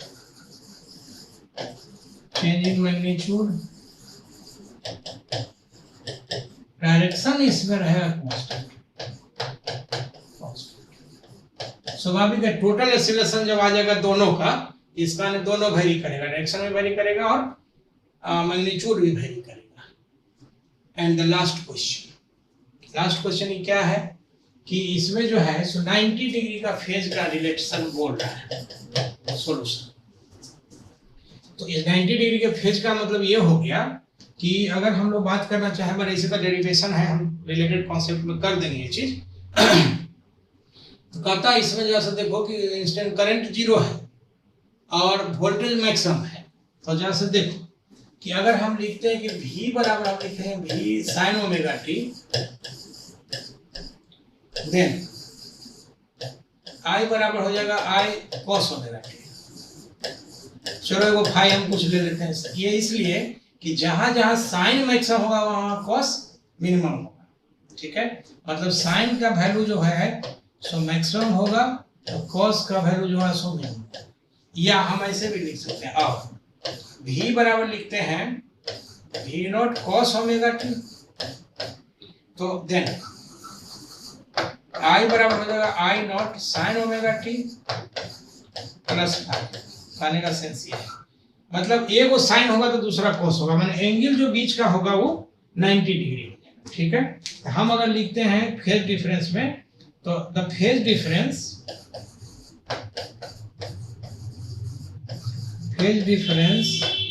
Delta phi is 90 degree. और ऐसा होता कब है, तो या तो इंडक्टर में होता है, इंडक्टर, कैपेसिटर, या दोनों रहेगा तब हो जाएगा। तो आप देख लो कॉम्बिनेशन ऑफ इलेक्ट्रॉन है चौथा विषय। रिलेटेड कॉन्सेप्ट हम लोग बात करते हैं, related concept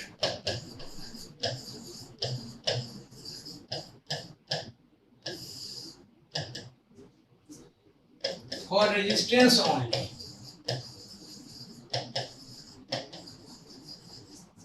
resistance only in AC circuit.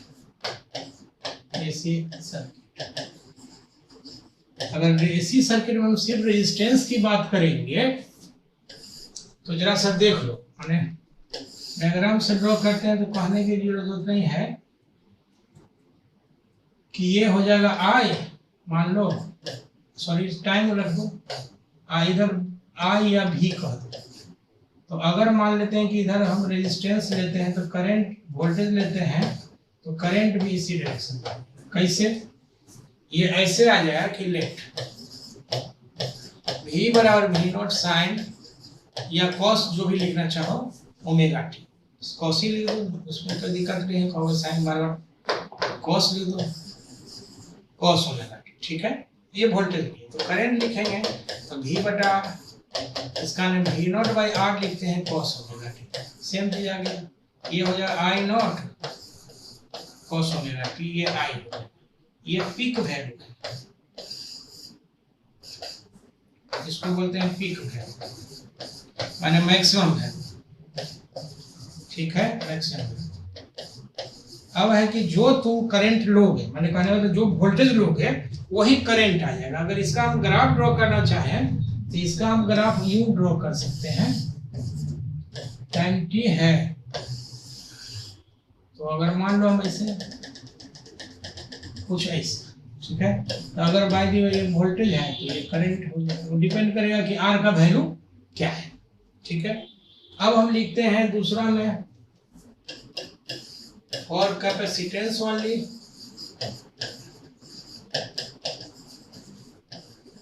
Capacitance only in AC circuit.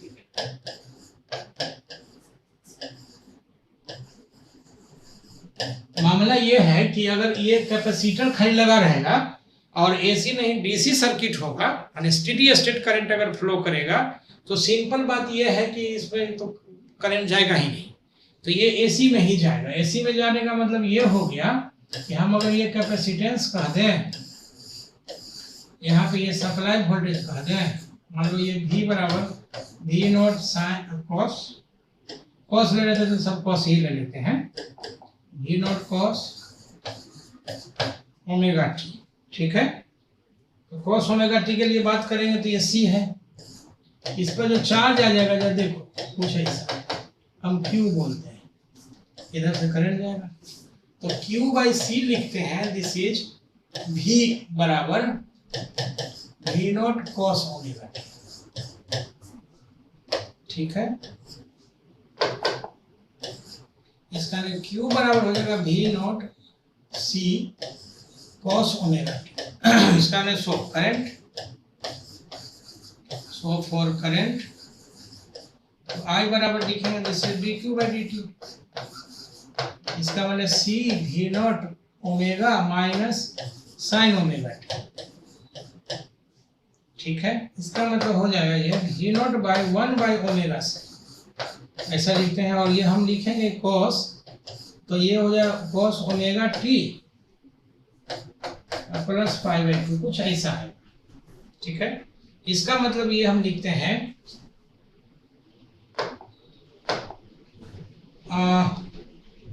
So x सी, इसका नाम है कैपेसिटिव रिएक्टेंस। ये हो जाएगा this 1 by omega C, 1 by 2 pi F C. ठीक है, आई नॉट जो हो गया सो पीक करंट, ये हो जाएगा V not by X C and delta phi phase difference between current and voltage.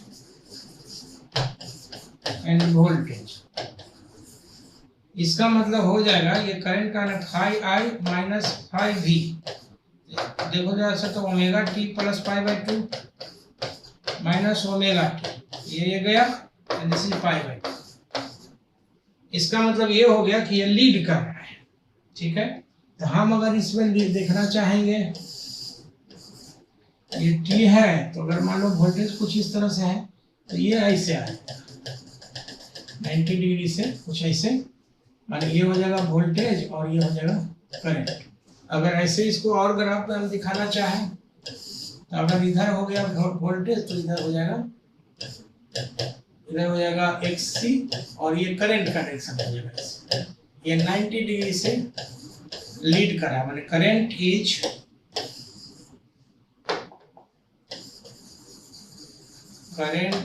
Leading by 90 degree तो वोल्टेज। अगर मान लो अगला हम लिखे तीसरा में only inductor in AC circuit,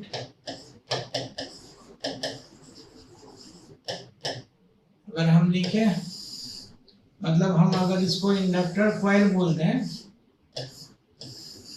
यहाँ पे सप्लाई वोल्टेज है यू वी बराबर V not cos omega T, ये एल है। इधर से अगर करंट जाएगा तो पता है ये डेवलप कर देगा L D I by D T. ठीक है, तो लिखते हैं so L D I by D T बराबर हो जाएगा V not cos omega T. इसका डी आई बराबर हो जाएगा V not by L cos omega T D T. अगर इंटीग्रेट करेंगे तो ये हो जाएगा I V not by omega L. ठीक ना, और ये हो जाएगा sine omega T plus some constant सी। ठीक है, पुटिंग बाउंड्री कंडीशन सी बराबर हो जाएगा 0। इसका मतलब आई जो आ गया ये हो जाएगा V not by omega C, sorry omega L, एक बार देख लो, और ये साइन हो जाएगा ओमेगा टी। इसका मतलब V not by omega L cos पाई/2 माइनस ओमेगा टी। तुम ऐसे भी लिख सकते हैं पाई/2 माइनस ओमेगा टी, जो कॉस में है कोई दिक्कत नहीं है। सो ये इसमें आ जाएगा this is I nought cos पाई/2 माइनस ओमेगा टी, ये आ जाएगा, या I nought cos omega T minus pi by, जैसे लिखना चाहो लिख आ जाएगा, ठीक है। सो यहाँ लिखते हैं, सो ये एक्स एल जो हो जाएगा inductive capacitance, inductive reactance, sorry reactance, और ये हो जाएगा ओमेगा यानी 2 पाई एफ इंटू एल, और आई नॉट जो हो जाएगा this is V not by X L. अब अगर ग्राफ के लिए बात करेंगे, फॉर फेज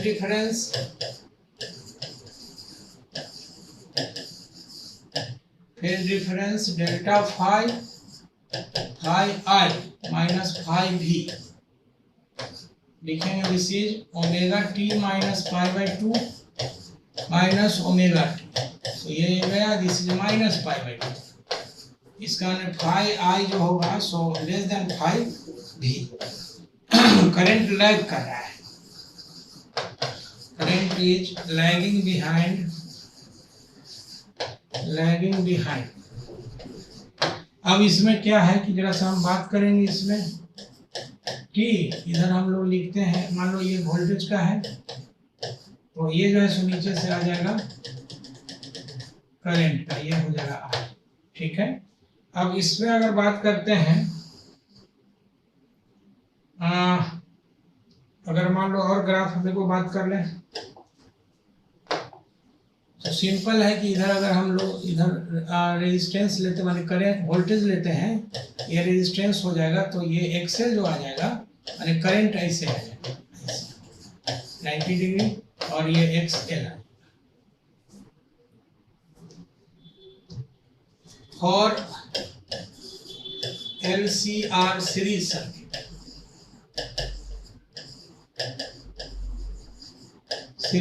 अगर एलसीआर सीरीज सर्किट मतलब ये हो जाएगा L C R,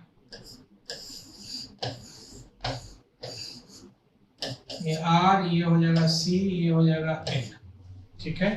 this is V बराबर V not cos omega T, ठीक है। तो हम यहाँ लिखते हैं वी बराबर वोल्टेज होगा so V not cos omega T, current जो आ जाएगा ये I nought cos omega T plus phi, इसमें वेयर फाई जो हो जाएगा सो फेज डिफरेंस है, ठीक है। नाउ अब इसमें क्या क्या आएगा सो देखो, ठीक ना। फेज डिफरेंस के लिए अगर हम लोग बात करेंगे, इसमें तीनों है, सबसे पहले इसको बोलते हैं इम्पीडेंस, टोटल रेजिस्टेंस है एक तरह से, तो ये आ जाएगा R square plus X C minus XL का स्क्वायर। कैसे, तो यहाँ देखो, अगर हम इसमें ग्राफ से दिखाना चाहें तो ये हो जाएगा आर, इधर था एक्स सी, इधर था एक्स एल,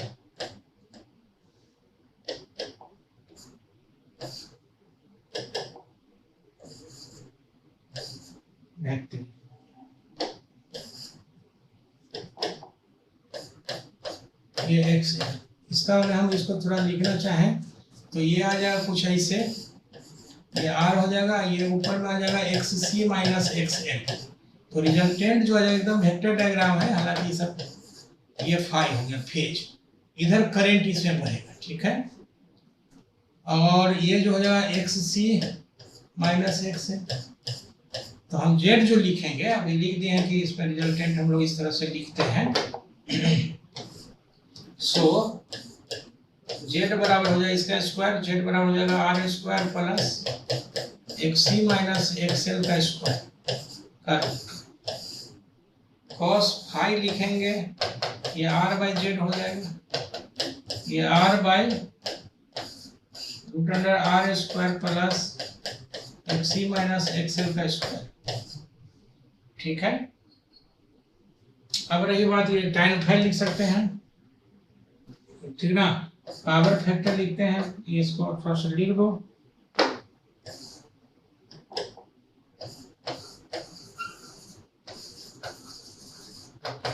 पावर फैक्टर बराबर cos फाई, इस सेकेंड आर बाई जेड